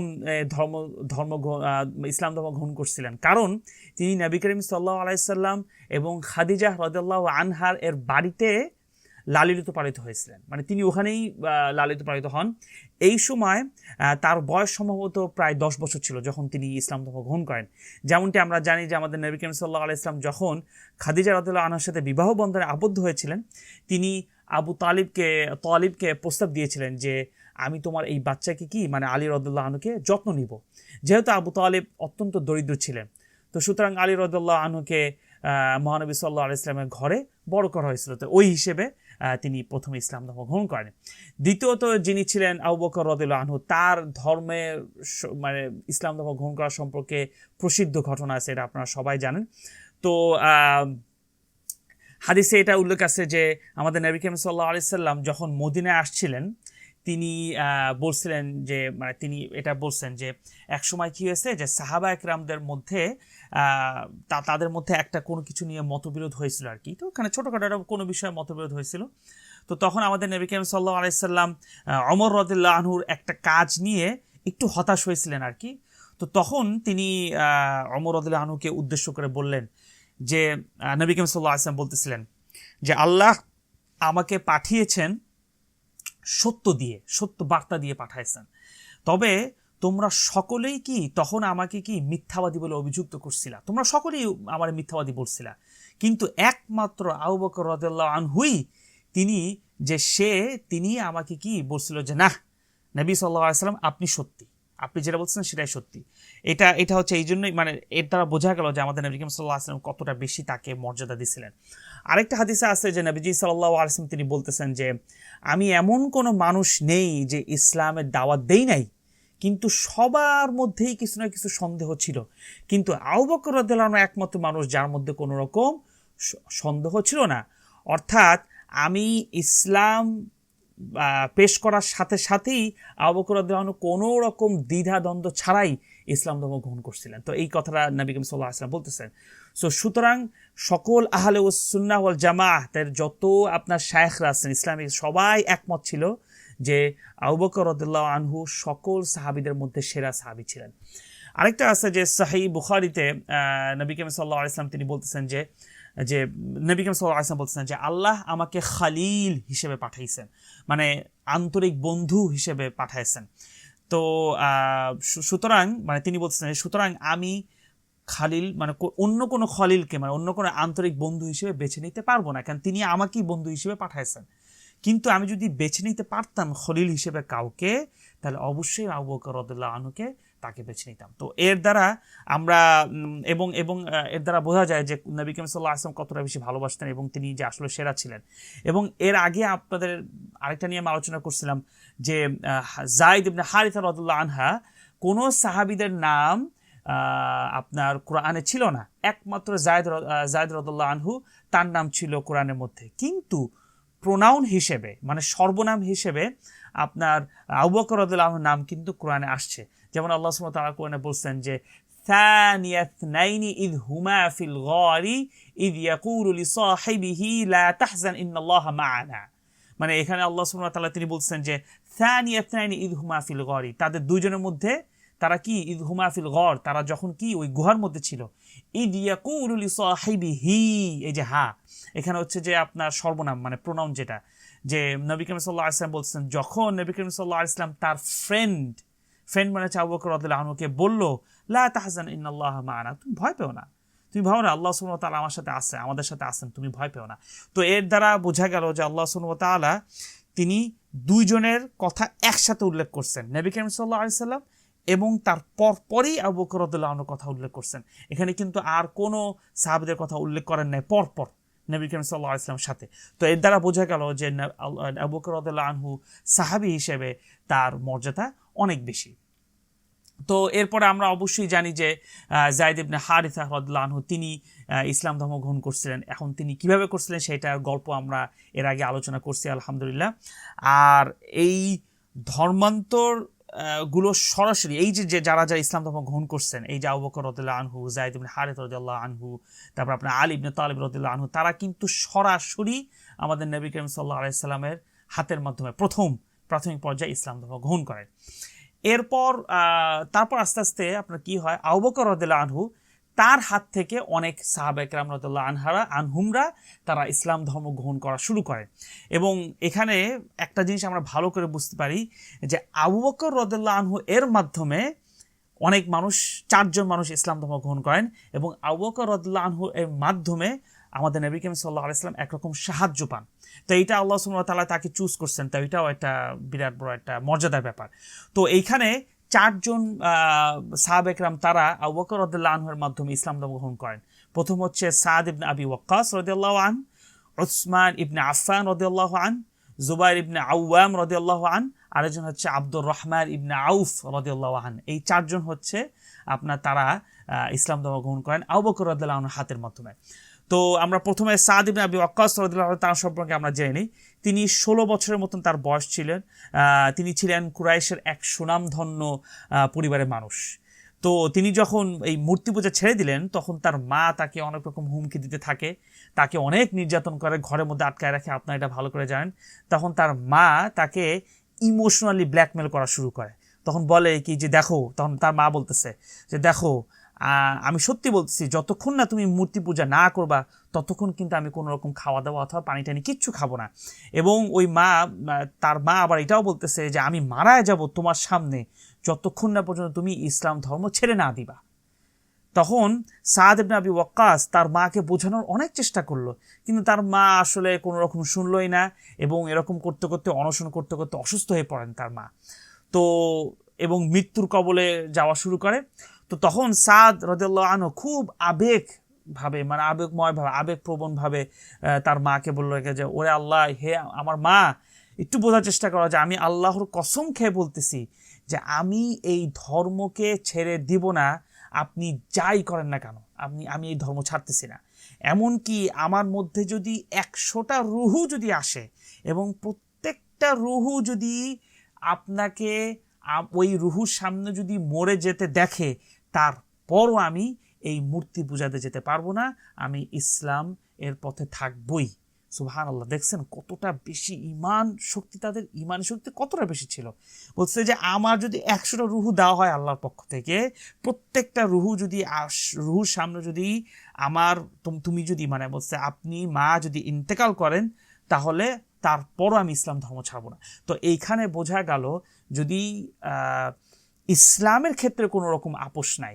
হ্যাঁ, আমরা কোনো রকম হার্শ করতে পারবো না, কারণ এখানে দেখেন সাদ ইবনে ওয়াক্কাস ইবনে আবি ওয়াক্কাস রাদিয়াল্লাহু আনহু, তিনি কিন্তু কোনো হার্শভাবে কথা বলেন নাই, তিনি কিন্তু আবেগের সাথে কথা বলছেন যে আরে আমার মা, একটু বোঝার চেষ্টা করো, আমার দ্বারা তো এটা সম্ভব না। তো উনি কিন্তু বলে নাই যে আমি কিন্তু ঘর থেকে বের হয়ে যাব, আমি থাকবো না তোমার কাছ থেকে এখান থেকে। সাধারণত এরকম আমাদের ছেলেদের মেয়েদের মধ্যে যে জিনিসটা হয়ে থাকে বাচ্চা কাচ্চাদের মধ্যে, যে আরে তুমি আমার কথা শুনছো না, দূর চলে যাই, মানে এইরকম এক্সপ্রেশন কিন্তু সাদ ইবনে আবি ওয়াক্কাস তিনি করেন নাই। তিনি ধৈর্য ধরছেন, ধৈর্য ধরে তারপর আস্তে আস্তে তার মাকে বুঝাইছেন। তিনি তার মা, আমি তো পুরো ঘটনা বলি না, তার মা কিন্তু তাকে অনেক নির্যাতন করছেন, অনেক মারছেন। কিভাবে সম্ভব, আপনার ঘরের মধ্যে আটকায় রাখছেন, তারপরও সরে না। কিন্তু তার মাকে কিন্তু সে মানে আমাদের সাদ ইবনে আবি ওয়াক্কাস তিনি কিন্তু ছেড়ে যাননি। তিনি লাস্ট পর্যন্ত বলছেন যে তুমি একটু খাও, তুমি একটু খাও। কেন, তিনি তো বলতে পারতেন যাও তুমি না খাও, কোনো সমস্যা না, আমি চলে যাই, কিন্তু তা কিন্তু তিনি করেন নাই। তিনি তার মার কাছে ছিলেন, বসেছিলেন, তার খালি বারবার বোঝাচ্ছেন যে না এরকম করা উচিত না। লাস্ট পর্যন্ত তিনি এত সুন্দর একটা আবেগ, মানে এত সুন্দর কথা বলছেন, তখন বাধ্য হয়ে তার মা বলছে আচ্ছা ঠিক আছে আমি খাচ্ছি। তখন তার মা বুঝে গেছে যে সে এত দৃঢ় অবস্থায় আছে, তো এটা সম্ভব না। তো এই জন্য আল্লাহ সুবহানাহু ওয়া তাআলা এই জবাবে আল্লাহ সুবহানাহু ওয়া তাআলা কোরআনে বলছেন ওয়া ইন জাহাদাকা আলা আন তুশরিকা বি মা লাইসা লাকা বিহি ইলমুন ফালা তুতি'হুমা ওয়া সাহিবহুমা ফিদ দুনিয়া মা'রুফা। এত সুন্দর, আল্লাহু আকবার।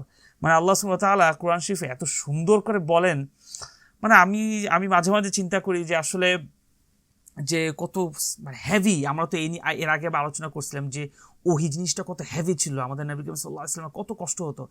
একটা জিনিসকে আপনারা জানেন যে ফেরেশতারা কিন্তু কোরআন শরীফ পড়তে পারে না, এটা কি আপনারা জানেন? ফেরেশতারা কোরআন শরীফ পড়তে পারে না। যখন আমরা কোরআন শরীফ পড়ি তখন ফেরেশতারা আমাদের পাশে এসে বসে থাকে, কোরআন শরীফ শোনে। আপনি দেখছেন যে আল্লাহ সুবহানাহু ওয়া তাআলা কত বড় নিয়ামত আমাদেরকে দিছে। আর এই কোরআন আমরা পড়তে চাই না, কোরআন আমরা বুঝতে চাই না। একটু ভালো করে চিন্তা করে দেখেন যে ফেরেশতারা বিলিয়ন বিলিয়ন ফেরেশতা, তারা কোরআন শরীফ পড়তে পারে না। একটা হাদিসে আসছে না যে সূরা কাহাফ যখন পড়ে, এক হাদিসে আসছিল যে সূরা কাহাফ যখন পড়ে তখন বলতেছিল যে উপরে মেঘের মতন সব ফেরেশতারা ছিল। মানে সূরা কাহাফ এত মর্যাদা, তার মানে তাহলে বোঝা গেল কোরআনের কত মর্যাদা। ফেরেশতারা তো পড়তে পারে না, তো আমরা পড়তে পারি, এই জন্য যখন আমরা পড়ি তখন তারা শোনে।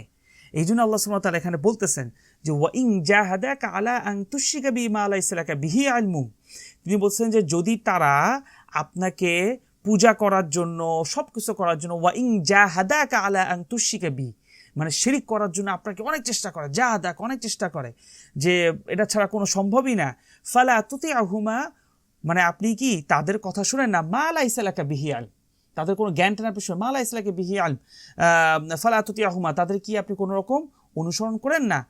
বাট দেখেন আল্লাহ সুবহানাহু ওয়া তাআলা এরপরই সাথে সাথে বলতেছেন ওয়া সাহিবহুমা ফিদ দুনিয়া মা'রুফা, তবে তাদের কথা যদি না শোনো, ঠিক আছে শুনো না কথা, কিন্তু তাদের সাথে ভালো ব্যবহার করো দুনিয়াতে।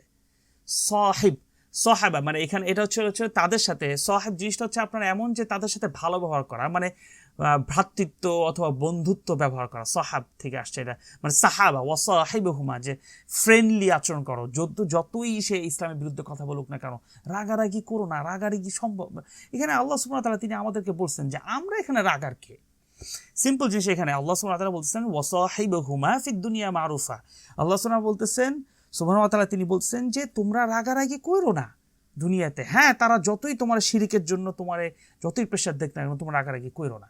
তো এটাও কিন্তু একটা মানে দাওয়াতের একটা স্টাইল, যে আমরা কিভাবে ইসলামে দাওয়াত দিব।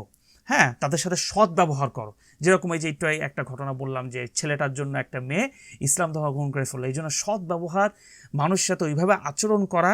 ওই কারণে আপনি একটা জিনিস চিন্তা করে দেখেন, আমরা যদি কোনো সময় নন মুসলিমে থাকি, ইভেন বাংলাদেশেও যদি আমরা থাকি, কেউ কিন্তু নন মুসলিমরা কিন্তু কোনো সময় মসজিদে এসে ইসলাম ধর্ম গ্রহণ করবে না। নন মুসলিমরা মসজিদে এসে বলবে না দেখো আমি ইসলাম ধর্ম গ্রহণ করতে চাচ্ছি না, আমরা তো তাদের কাছে বলতে হবে। এখন শুধু খালি বলা দিয়েই তো আর দাওয়া হয় না, আপনার পুরো আকার আঙ্গিতে, আপনার কথাবার্তার স্টাইল, আপনি কিভাবে তার সাথে কথা বলতেছেন, কোন ওয়েতে কথা বলতেছেন, কোন ওয়েতে কথা বললে সে হার্ট হবে না, কোন ওয়েতে কথা বললে সে হার্ট হবে, এইগুলো নিয়ে ফুল চিন্তা করা। এই জন্য আল্লাহ সুবহানাহু ওয়া তাআলা বলছেন ওয়াসাহিবহুমা, তাদের সাথে কি সৎ ব্যবহার করো, ফিদ দুনিয়া, দুনিয়াতে বলছেন সৎ ব্যবহার করো। যাই হোক, তো এই এই মানে উনার সাদ ইবনে আবি ওয়াক্কাস তার এইটা নিয়ে তখন এই আয়াতটা আসলে আল্লাহ সুবহানাহু ওয়া তাআলা তিনি নাজিল করেন আর কি। তো তিনি একমাত্র ব্যক্তি যেখানে নবী করিম সাল্লাল্লাহু আলাইহি ওয়াসাল্লামকে মানে নবী করিম সাল্লাল্লাহু আলাইহি ওয়াসাল্লাম তাকে অনেক বেশি পছন্দ করতেন। এবং নবী করিম সাল্লাল্লাহু আলাইহি ওয়াসাল্লাম তিনি আরেকটা কথা বলছিলেন সাদ ইবনে আবি ওয়াক্কাসকে, বলছিলেন যে ফাদাকা আবি ওয়া উম্মি। নবী করিম সাল্লাল্লাহু আলাইহি ওয়াসাল্লাম তিনি সবসময় সাদ ইবনে আবি ওয়াক্কাসকে বলতেন, মানে এর অর্থ হচ্ছে আরবিতে এটা বলা হয় যে তোমার জন্য আমি সবকিছু করতে পারবো, তোমার জন্য আমি সবকিছু ত্যাগ করতে পারবো, মানে নবী করিম সাল্লাল্লাহু আলাইহি ওয়াসাল্লাম তিনি সবসময় এটা বলতেন সাদ ইবনে আবি ওয়াক্কাসকে। এবং একসময় মনে আছে, এবার এটা আছে যে ওমর রাদিয়াল্লাহু আনহু যখন তিনি মৃত্যু সজ্জায় মানে ইন্তেকাল করবেন এরকম অবস্থায় থাকেন, তখন তো একটা শুরার ব্যবস্থা করেন যে এরপরে কে খলিফা হবে। তো ওই শুরার মধ্যে প্রথম তিনি যাকে করেন তিনি হচ্ছেন যে সাদ ইবনে আবি ওয়াক্কাস। কেন? কারণ ওমর রাদিয়াল্লাহু তিনি বলেন যে আমি একমাত্র ওই জীবিত লোককেই বেছে নিব যার উপর আমি নিশ্চিত যে নবী করিম সাল্লাল্লাহু আলাইহি ওয়াসাল্লাম তার ইন্তেকালের সময় অনেক সন্তুষ্ট ছিলেন, আর তিনি হচ্ছেন সাদ ইবনে আবি ওয়াক্কাস রাদিয়াল্লাহু আনহু। এরপরে যে আরেকজন সাহাবে যে আবু বকর রাদিয়াল্লাহু আনহু হাত ধরে তিনি ইসলাম ধর্ম গ্রহণ করছিলেন সেটা হচ্ছে উসমান ইবনে আফফান রাদিয়াল্লাহু আনহু। তো উসমান ইবনে আফফান রাদিয়াল্লাহু আনহু তিনি আসলে তার সম্পর্কে অনেক বড় ঘটনা আছে, এটা নিয়ে আমরা সুন্দর আলোচনা করব, এখন আমি আলোচনা করব না। এরপরে আরেকজন আছেন যে জুবাইর ইবনে আওয়াম রাদিয়াল্লাহু আনহু, যিনি আবু বকর রাদিয়াল্লাহু আনহুর মাধ্যমে তৃতীয় ব্যক্তি যে ইসলাম ধর্ম গ্রহণ করেছিলেন।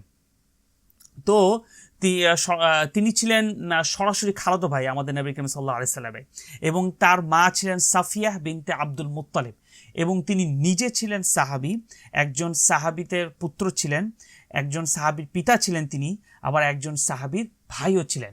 তো এর দ্বারা বোঝা গেল তিনি সর্বোচ্চ মানের সাহাবী ছিলেন ওই সময়।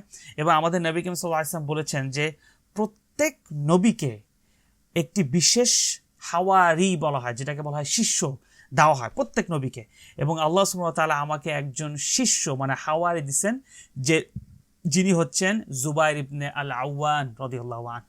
তো তিনি 3 নম্বর ব্যক্তি যিনি আবু বকর রাদিয়াল্লাহু আনহুর মাধ্যমে ইসলাম ধর্ম গ্রহণ করছিলেন।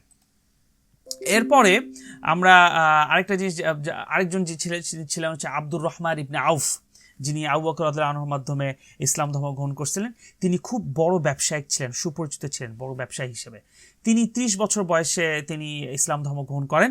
তো আবু বকর রাদিয়াল্লাহু আনহুর পরে মানে সব ধর্মান্তরীদের মধ্যে তিনি সবচেয়ে বড় ছিলেন। মানে আবু বকর রাদিয়াল্লাহু আনহুর পরে সবচেয়ে বড় যে ইসলাম ধর্ম গ্রহণ করছেন তিনি ছিলেন আব্দুর রহমান ইবনে আউফ। তিনি তার ব্যবসায় বা লেনদেনের ক্ষেত্রে তিনি খুব সৎ ছিলেন এবং খুব অত্যন্ত জ্ঞানী একজন মানুষ ছিলেন। তিনি সেই ব্যক্তি যিনি মক্কা ত্যাগ করার সময়, যখন মানে হিজরতের সময় যায়, তিনি তার যত সম্পদ আছে সব দিয়ে দেন কুরাইশদের কাছে, কিছুই রাখেন না তার হাতে, কিছুই সে রাখেন না, সব রেখে সে চলে আসেন নবী করিম সাল্লাল্লাহু আলাইহি ওয়াসাল্লামের সাথে। এত তিনি ইসলাম এত নবী করিম সাল্লাল্লাহু আলাইহি ওয়াসাল্লামকে ভালোবাসতেন এবং ইসলামকে পছন্দ করতেন। এবং তিনি একটা মাত্র কাপড় নিয়ে মদিনাতে আসছিলেন। তো ওই সময় তার এক আনসারি ভাই তারা বলছিল যে সাদ, আমার তো 2টা বাগান আছে, একটা বাগান আমি তোমাকে দিয়ে দিব, আমার 2 জন স্ত্রী আছে, এক স্ত্রীকে আমি তালাক দিয়ে দেবো এবং তুমি তাকে বিয়ে করো, আমার কি বলে যে 2 তালা বাসা আছে, আমার একতলা বাসা তুমি চয়েস করো, কোন তালা বাসা তুমি নিবা, ওই বাসা তোমাকে দিয়ে দেবো।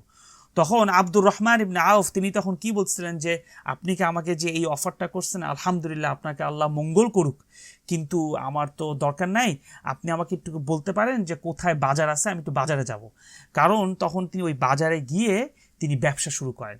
তো এখানে আছে যে তিনি একটা মাখন নিয়ে আসেন মানে খাওয়া দাওয়া করার জন্য। তো ওই মাখন তিনি প্রথমে বিক্রি করেন।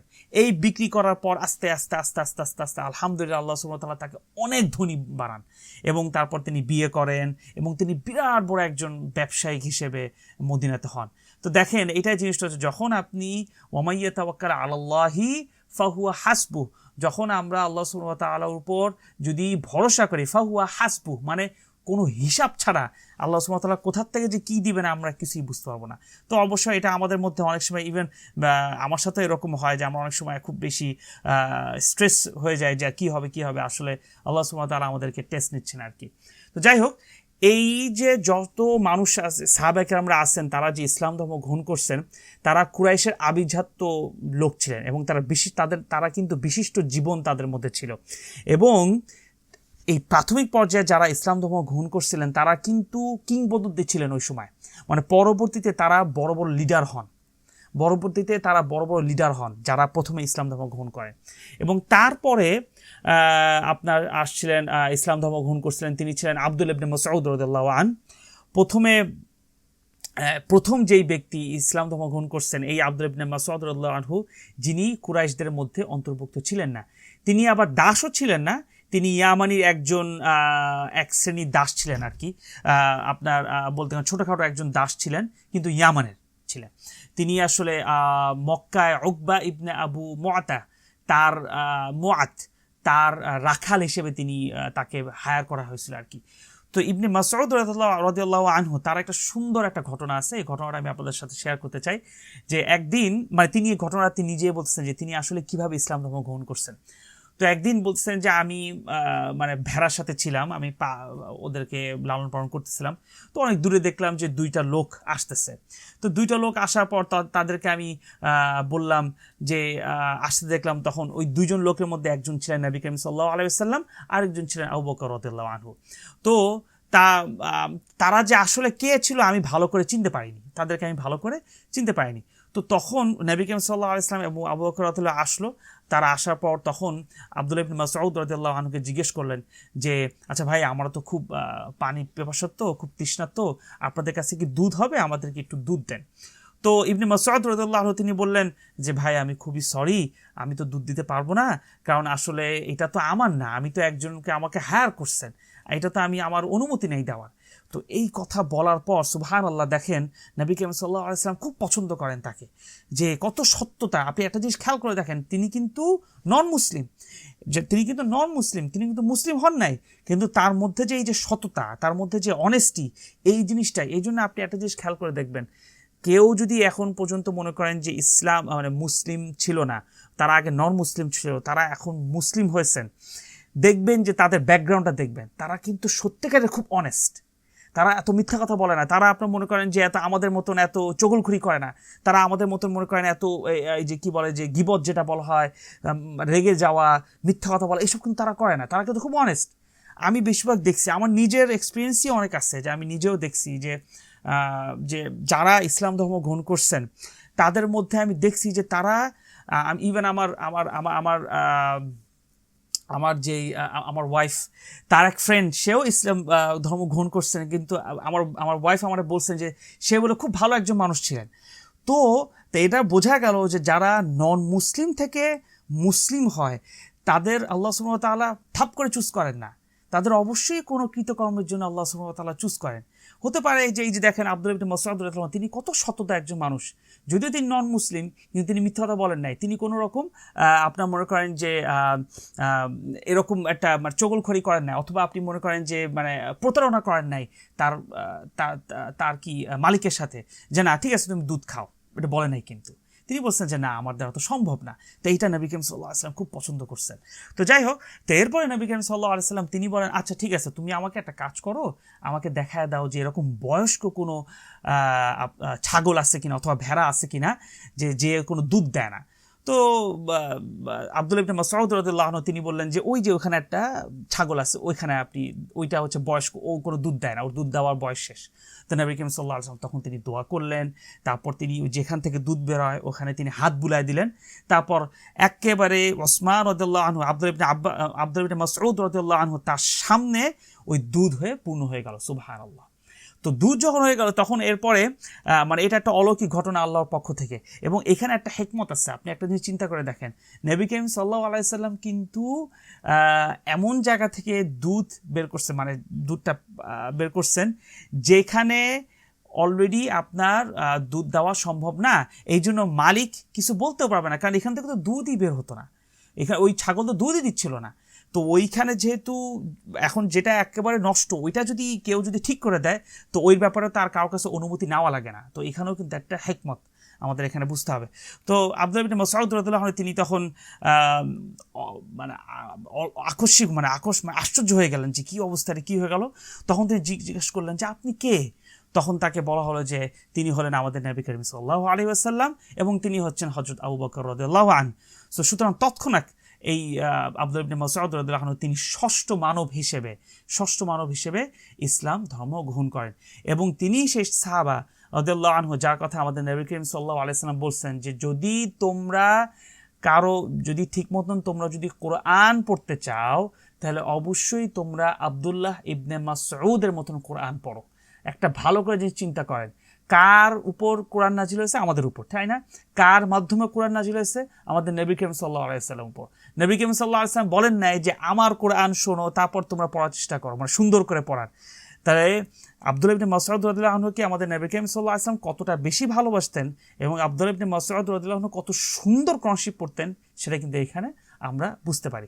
এবং তিনি আবার এটাও বলছিলেন যে আমাদের নবী করিম সাল্লাল্লাহু আলাইহি ওয়াসাল্লাম বলছিলেন, আব্দুল্লাহ ইবনে মাসউদ রাদিয়াল্লাহু আনহু তিনি বলছেন যে আমি 70টারও বেশি সূরা নবী করিম সাল্লাল্লাহু আলাইহি সাল্লামের সরাসরি মুখ থেকে মুখস্থ করছি। মানে নবী করিম সাল্লাল্লাহু আলাইহি সাল্লাম বলছে আর আমি মুখস্থ করছি, নবী করিম সাল্লাল্লাহু আলাইহি সাল্লাম বলছেন আর আমি মুখস্থ করছি, এরকম 70টারও বেশি সূরা।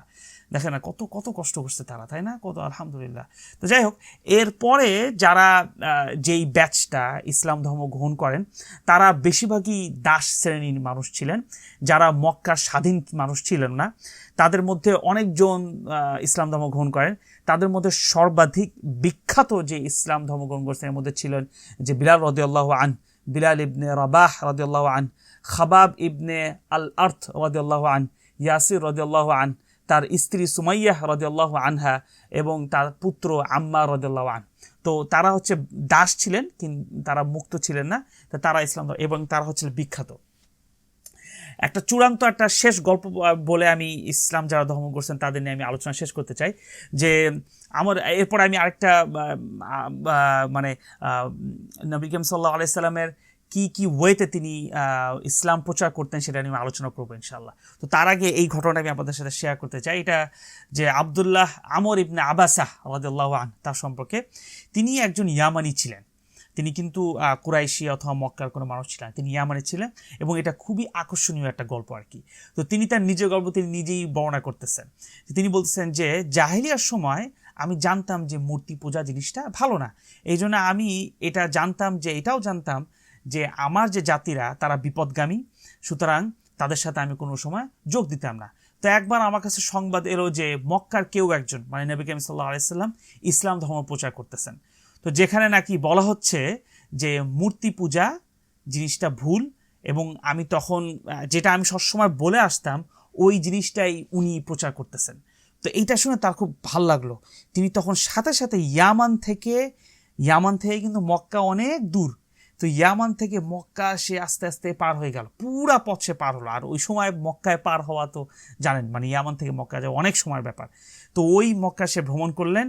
তখন আমর ইবনে আবাসা রাদিয়াল্লাহু আনহু তিনি বলতেছেন যে আমি নবী করিম সাল্লাল্লাহু আলাইহি সাল্লামকে মুখতাফি হিসেবে পেলাম। মুখতাফি জিনিসটা মানে হচ্ছে যে যেই ব্যক্তি প্রকাশ্যে থাকে না, লুকায় লুকায় থাকে।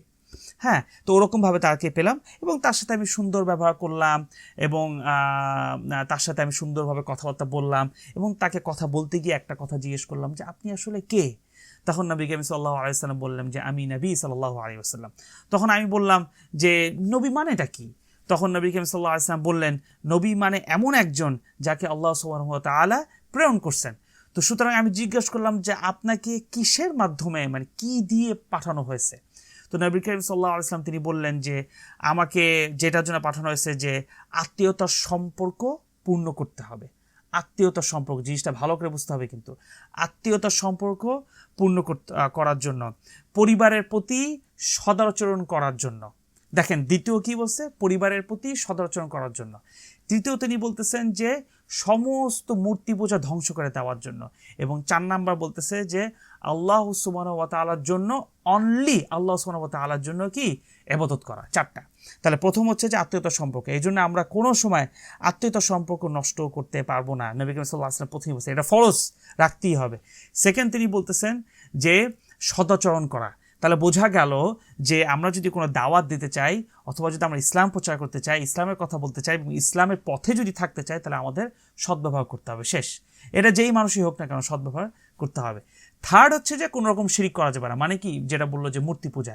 এবং ফোর্থ হচ্ছে যখন আমরা শিরিক থেকে সরে আসতে পারবো, তখন আমরা কি অনলি আল্লাহ সুবহানাহু ওয়া তাআলার উপর আমরা ইবাদত করব। তো এই জিনিসটা মানে এই দেখেন 4টা ওয়ার্ড, মানে 4টা শব্দ দিয়ে, 4টা সেন্টেন্স দিয়ে পুরা পৃথিবী কিন্তু আল্লাহ নবী করিম সাল্লাল্লাহু আলাইহি ওয়াসাল্লাম একটা আপনার বলতে পারেন যে একটা অ্যাডভাইস আমাদেরকে দিয়ে গেল। এই জন্যই আল্লাহ সুবহানাহু ওয়া তাআলা নবী করিম সাল্লাল্লাহু আলাইহি ওয়াসাল্লাম বলছিলেন যে উতিতু জাওয়ামিউল কালিম, যে নবী করিম সাল্লাল্লাহু আলাইহি ওয়াসাল্লামকে জাওয়ামিউল কালিম হিসেবে পাঠানো হয়েছে, মানে তিনি ফ্রেজ হিসেবে তাকে পাঠানো হয়েছে। মানে তিনি যখন যাই বলতেন না কেন, তার একটা এক কথাতে পুরা সবার জন্য এটা একটা বিরাট বড় একটা আপনার বলতে পারেন যে একটা রহমত এবং একটা আদেশ, এবং বলতে পারেন যে অ্যাডভাইস, মানে এরকম একটা টাইপের। তিনি ছোট্ট একটা কথা বলতেন, কিন্তু এটা বড় হওয়া। তো আপনি দেখবেন এই 4টা জিনিস আমাদের পুরা লাইফের সাথে কিন্তু সম্পর্ক। তো যাই হোক, তো আমি তখন আব্দুল্লাহ ইবনে আবাসা রাদিয়াল্লাহু আনহু, আমর ইবনে আবাসা, তিনি জিজ্ঞেস করলেন যে আচ্ছা আপনাকে তাহলে কারা অনুসরণ করতেছেন? তখন নবী করিম সাল্লাল্লাহু আলাইহি ওয়াসাল্লাম বললেন যে একজন মুক্ত ব্যক্তি এবং একজন দাস। মুক্ত ব্যক্তি হচ্ছে আবু বকর রাদিয়াল্লাহু আনহু এবং দাস হচ্ছে বিলাল রাদিয়াল্লাহু আনহু। তখন আমি বললাম, তখন আমর ইবনে আবাসা তিনি বললেন যে আমি তাহলে আপনাকে অনুসরণ করতে চাই, আমি আপনাকে এখনই অনুসরণ করতে চাই। তো একটা জিনিস ভালো করে জানতে হবে যে আমর ইবনে আবাসা রাদিয়াল্লাহু আনহু তিনি কিন্তু নন মাক্কি ছিলেন, তিনি কিন্তু ইয়ামানের মানুষ ছিলেন।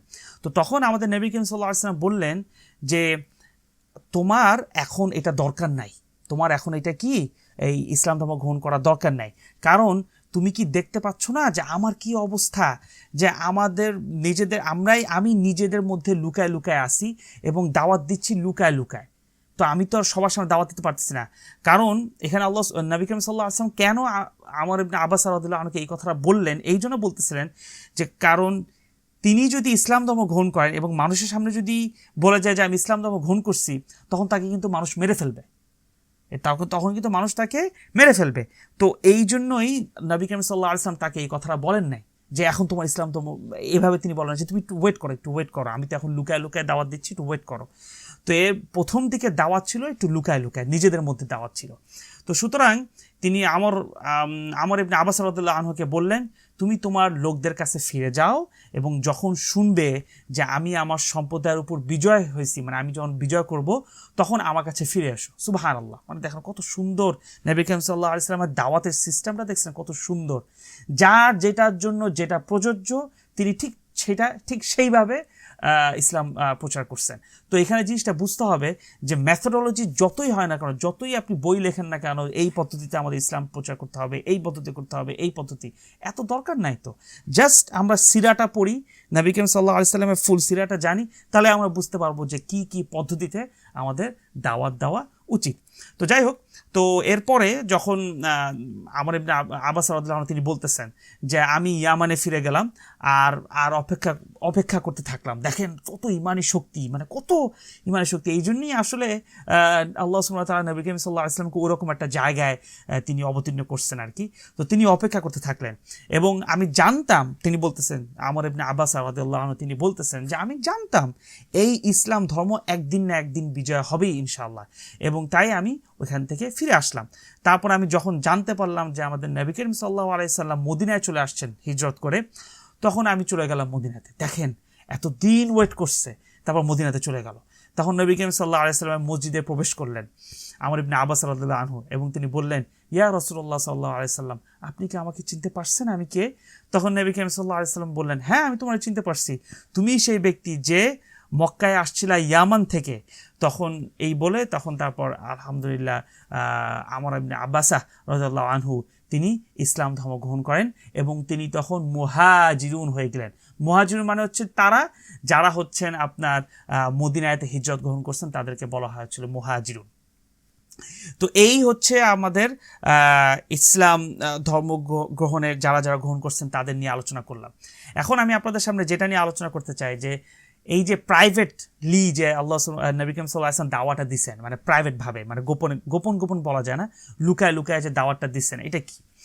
প্রথম দিকে যে মানে আপনার যে দাওয়াত সিস্টেমটা ছিল এটা আসলে গোপন বলা যায় না, এটা আপনি বলতে পারেন একরকম ব্যক্তিগতভাবে তিনি দাওয়াত দিচ্ছেন। এখন এটা পার্থক্যটা কি? গোপন অর্থ হচ্ছে যে আপনি চিন্তা করবেন যে যেটা সম্পর্কে মানুষ জানতো না, এটা হচ্ছে গোপন। আর ব্যক্তিগতভাবে আপনি যখন কাউকে দাওয়াত দিবেন, মানে এটা হচ্ছে আপনার ওপেন, সবার জন্য এটা উন্মুক্ত, কিন্তু আপনি একটা লিমিটেড, মানে আপনি যাকে যাকে ভালো করে চেনেন তাদের সাথে আপনি এই জিনিসটা দাওয়াত দিচ্ছেন। এই সিস্টেমটা প্রথমে আমাদের নবী করিম সাল্লাল্লাহু আলাইহি ওয়াসাল্লাম ব্যবহার করছেন। তো আমাদের নবী করিম সাল্লাল্লাহু আলাইহি ওয়াসাল্লাম যখন ইসলাম প্রচার শুরু করেন তখন কিন্তু গুজব ছড়িয়ে পড়ে এবং লোকেরা এটা সম্পর্কে অনেক কিছু শুনছিল আর কি।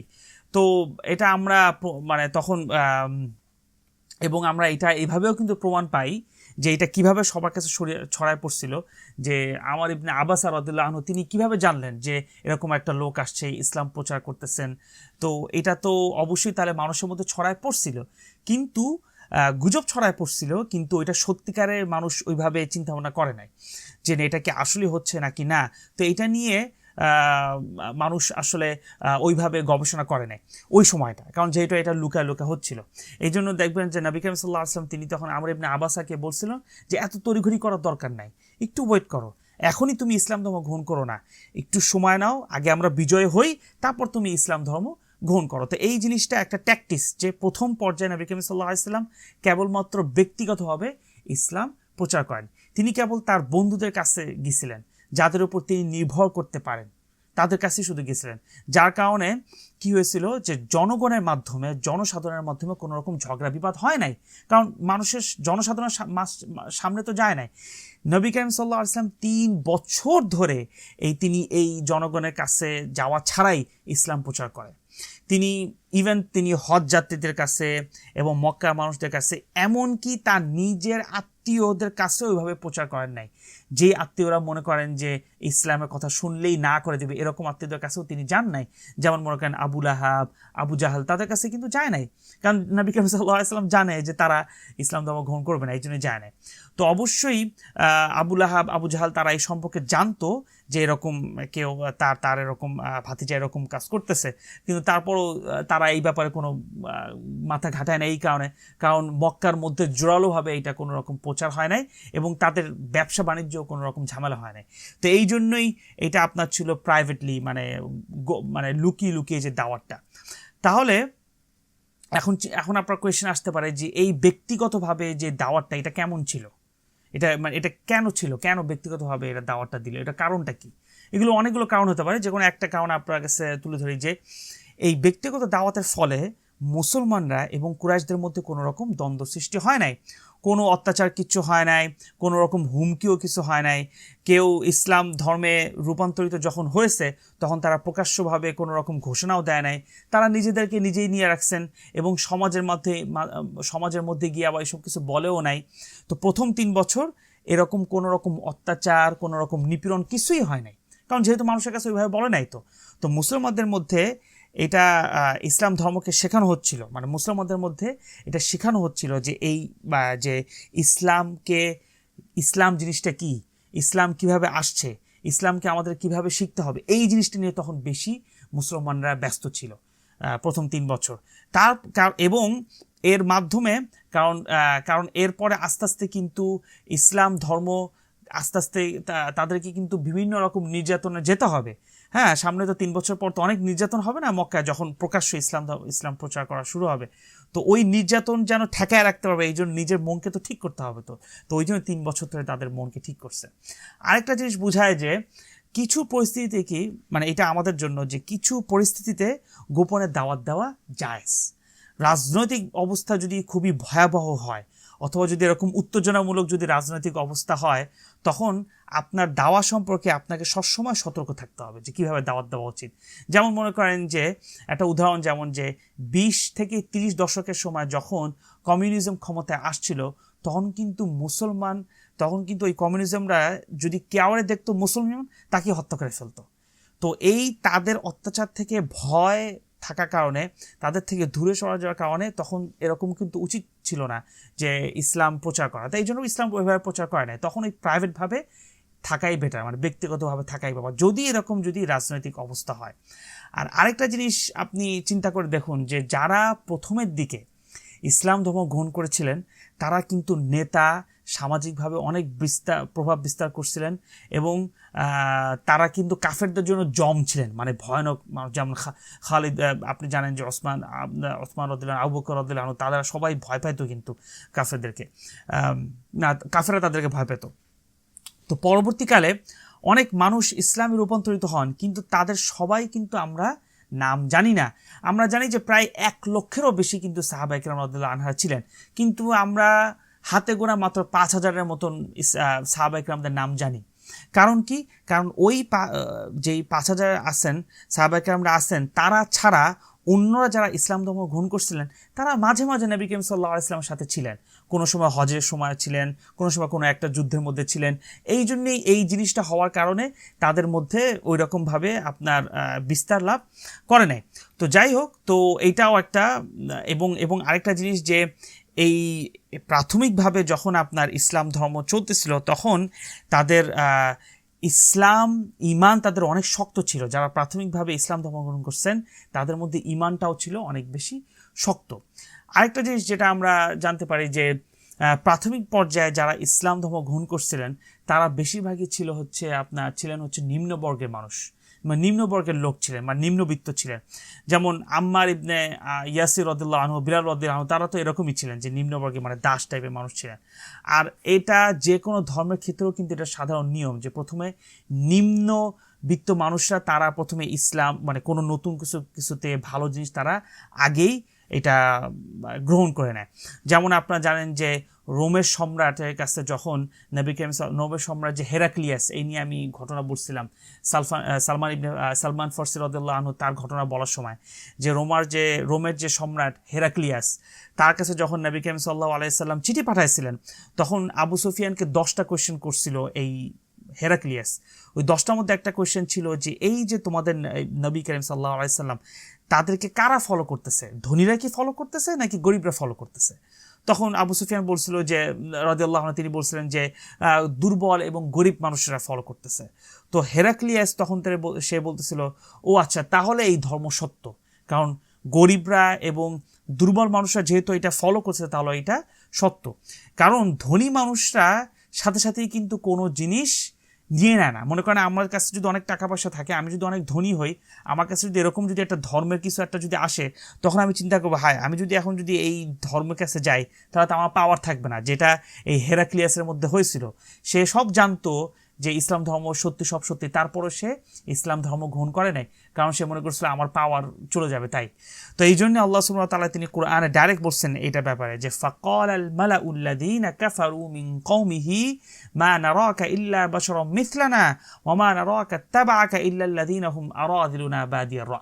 হুদ আলাইহিস সালামের সময় এই আয়াতটা, মানে হুদ আলাইহিস সালাম সম্পর্কে এই জিনিসটা এই আয়াতটা নাজিল হয়েছিল যে আল্লাহ সুবহানাহু ওয়া তাআলা তিনি বলতেছেন যে কাফেররা যখন তাদেরকে দেখলো, হুদ আলাইহিস সালামে তাদেরকে দেখো, তখন তাদের যে ফলোয়ার ছিল, ফলোয়ারে বলল যে এরা তো আমাদের মতন মানুষ, এরা তো বলছে কি যে ওয়ামা নারাকা তাবাআকা ইল্লা আল্লাযীনা হুম আরাযিলুনা বাদিয়ার রা, এরা তো ওরকম মানুষ যারা আমাদের মতন, যারা ভেড়া, এইসব যারা আমাদের এইখানে এই নিম্ন শ্রেণীর যে মানুষরা আছে তাদের মতো মানুষেরা, এরা তোমার শুধু ফলো করে, আমরা তো তোমার ফলো করতেছি না। তো বোঝা গেল যে ধনী মানুষরা যারা একটু পাওয়ারফুল বেশি থাকে তারা প্রথমেই কি ধর্মর দিক থেকে বেশি আকর্ষিত হয় না, এই জন্যই নিম্নবিত্তরা আগে আসে। তো এর দ্বারা বোঝা গেল যখন নিম্নবিত্তরা সামনে আগে আসে তো বুঝতে হবে এইটার মধ্যে কোনো কিছু সত্যতা আছে। এবং আল্লাহ সুবহানাহু ওয়া তাআলা তিনি আবার মূসা আলাইহিস সালামের ক্ষেত্রেও কিন্তু বলছিলেন যে ওয়াওরাসনাল কওমাল্লাযীনা কানু ইউস্তাদআফুনা মাশারিকাল আরদি ওয়া মাগারিবিহা আল্লাতী বারাকনা ফিহা। তো এখানে আমাদের আল্লাহ সুবহানাহু ওয়া তাআলা তিনি বলতেছেন যে এই যে যে মানুষজনের পৃথিবী পূর্ব দিক থেকে, বলতেছেন যে মাশারিক মানে পৃথিবীতে তাদেরকে পূর্ব এবং পশ্চিমের দিক থেকে যে তাদেরকে যে উত্তরাধিকার দেওয়া হয়েছিল, তারা সবসময় এগুলো কি করে, মানে আপনার তারা নিপীড়িত হতে থাকে এবং বলছে যে যেটা বা আল্লাতি বারাকনা ফিহা, এটা মানে আমাদের জন্য এটা বরকতময়। মানে এখানে তিনি বলতেছেন যে আল্লাহ সুবহানাহু ওয়া তাআলা, আমি জিনিসটা অর্থটা এভাবে বলতে চাচ্ছিলাম যে যারা গরিব ছিলেন ওই সময় মুসা আলাইহিস সালামের সময়, তারা যখন মুসা আলাইহিস সালামকে ফলো করছেন, তারা পরবর্তীকালে পূর্ব এবং পশ্চিম দিকে পৃথিবীর সব জায়গায় তাদের দখলে ছিল। এবং এই জন্য আল্লাহ সুবহানাহু ওয়া তাআলা বলছেন আল্লাতি বারাকনা ফিহা, যে আমি তাদেরকে এরকম বরকত দিছিলাম। তো এই জিনিসটা দ্বারা বোঝা গেল যে নিম্নবিত্তরাই প্রথমে ইসলাম মানে ধর্মের দিকে আকৃষ্ট হয় এবং নিম্নবিত্তরাই প্রথমে বোঝে যে কোনটা সত্য কোনটা মিথ্যা, তারপর ধনীরা আস্তে আস্তে আসে, এটা বোঝা হলো আর কি। তো প্রাথমিক পর্যায়ে এই যে ব্যক্তিগতভাবে যে দাওয়াতে দিছিল, এটা তাৎপর্য কি? এর মধ্যে আমরা 4টা তাৎপর্য ছোট করে বলতে পারি। একটা হচ্ছে যে এর মধ্যে কোনো রকম অত্যাচার ছিল না। এই প্রাথমিক প্রাইভেটভাবে দাওয়াত দেওয়ার কারণে, ব্যক্তিগতভাবে দাওয়াত দেওয়ার কারণে তাদের মধ্যে কোনো রকম অত্যাচার ছিল না। তারপর আপনারা মনে করেন যে তাদের এই সময়টার মধ্যে তাদের ঈমান অনেক মজবুত হয় এবং তাদের মধ্যে ভ্রাতৃত্ব সৃষ্টি হয়, এবং যারা প্রাথমিকভাবে ইসলাম ধর্ম গ্রহণ করেছিলেন তারা একজন কি রোল মডেল হিসেবে আমাদের উম্মার মধ্যে ছিলেন। তো এইগুলো হচ্ছে একরকম তাৎপর্য যে তাদেরকে আল্লাহ সুবহানাহু ওয়া তাআলা চুজ করছিলেন। এখন যে কথাটা বলে আমি শেষ করবো আজকে, সেটা হচ্ছে যে দাওয়াতের এই ইসলাম প্রচারের 5টা পদ্ধতি আছে। নবী করিম সাল্লাল্লাহু আলাইহি সাল্লামের মাধ্যমে যেটা আমরা জানতে পারি 5টা পদ্ধতি আছে। এই 5টা পদ্ধতি আমরা ফলো করতে পারি। এর মধ্যে যে কোনো একটা পদ্ধতি আমরা সময় অনুযায়ী ফলো করতে পারি। বুঝতে হবে যে 5টা পদ্ধতির মধ্যে যে কোনো একটা পদ্ধতি আমরা সময় অনুযায়ী সাপোর্ট করতে পারি। সেটা হচ্ছে কি, যে প্রথম হচ্ছে প্রাইভেটলি দাওয়া, মানে ব্যক্তিগত যে দাওয়া, যেটা যে আপনাকে জনসাধারণের মুখোমুখি হতে হবে না, প্রাইভেটভাবে। যদি আপনি খুব দুর্বল হন বা রাজনৈতিক অবস্থা যদি খুব কঠিন হয়, তাহলে মানুষেরা যেই অবস্থায় আছে ওই অবস্থাতেই আমাদের থাকা উচিত, অন্যদিক যাওয়া দরকার নেই। কারণ যেহেতু রাজনৈতিক অবস্থা অথবা ওই যেইখানে আপনি থাকেন ওখানে অবস্থা খুবই খারাপ, যদি আপনি ওইভাবে দাওয়াত দিতে চান। যদি কোনো জাতি আপনাকে যদি হত্যা করতে চায়, অথবা মনে করেন কোনো এলাকার মানুষ আপনার হত্যা করতে আসতে, আপনি যদি এইসব যদি করতে থাকেন, তাহলে তখন আপনার ঈমান নিয়ে মুসলিম হয়ে নিজেদের মধ্যে থাকাই ভালো, নিজেদের পারিবারিকের মধ্যে ইসলাম প্রচার করাই বেটার। যেমন আমাদের নবী করিম সাল্লাল্লাহু আলাইহি ওয়াসাল্লাম 3 বছর ধরে করছিলেন। এটা হচ্ছে প্রথম পর্যায়ে। দ্বিতীয় পর্যায়ে আরেকটা যেটা পদ্ধতি যে ইসলাম প্রচার করার, সেটা হচ্ছে যে আপনার দলবল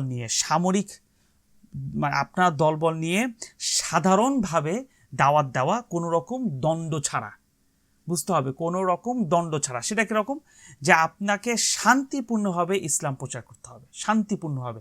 নবী করিম সাল্লাল্লাহু আলাইহি ওয়াসাল্লাম জিনিসটা করছিলেন, সেটা আমি আপনাকে বলতেছি যে শান্তিপূর্ণভাবে ধর্ম প্রচার করতে হবে। এমনকি যদি মানুষ আপনাকে হত্যা করার চেষ্টা করে, তাহলেও আপনি কোনো রকম প্রতিশোধ নিতে পারবেন না। এটা ছিল কেমন? যে নবী করিম সাল্লাল্লাহু আলাইহি সাল্লামের দাওয়ার মক্কার যে 10 বছরের জীবন ছিল, এই 10 বছরের মধ্যে শেষ 6 থেকে 7 বছর কিন্তু অনেক কঠিন ছিল। একাধিকবার এই আমাদের নবী করিম সাল্লাল্লাহু আলাইহি সাল্লামকে হত্যা করার চেষ্টা করা হয়েছিল। এই যে তায়েফের ময়দান, এইসব আপনারা তো জানেন। যেমন আমাদের নবী করিম সাল্লাল্লাহু আলাইহি সাল্লাম বলছিলেন যে তারা আমাদের কাউকে মেরে ফেললেও আমরা তাদের একজনকেও স্পর্শ করতে পারবো না। এটা হচ্ছিল আরেকটা পর্যায়ের দাওয়া, যে আপনাকে মেরে ফেললেও আপনি সেটা করবেন না, আপনার দ্বন্দ্ব ছাড়া আপনাকে দাওয়াত দিতে হবে। 3 নাম্বার আরেকটা যেটা পর্যায় হচ্ছে দাওয়াত দেওয়ার সে পদ্ধতি, সেটা হচ্ছে যে কথার মাধ্যমে দাওয়াত দেওয়া, যেটা একটা কি কথার মাধ্যমে দাওয়াত দেওয়া, এবং নির্দিষ্ট কোনো জাতির সাথে শারীরিকভাবে আপনি লড়াই করতে পারবেন। এটা হচ্ছে 3 নম্বর পদ্ধতি। কেমন? মানে এর মানে হচ্ছে এটা যে আপনি দাওয়াত দিবেন, সাথে সাথে একটা নির্দিষ্ট কোনো শত্রু যে আপনাকে মানে কোনো উপায় নেই, খালি লড়াই করতে চায়, তাদের সাথে আপনি লড়াই করতে পারবেন আপনার দলকে নিয়ে।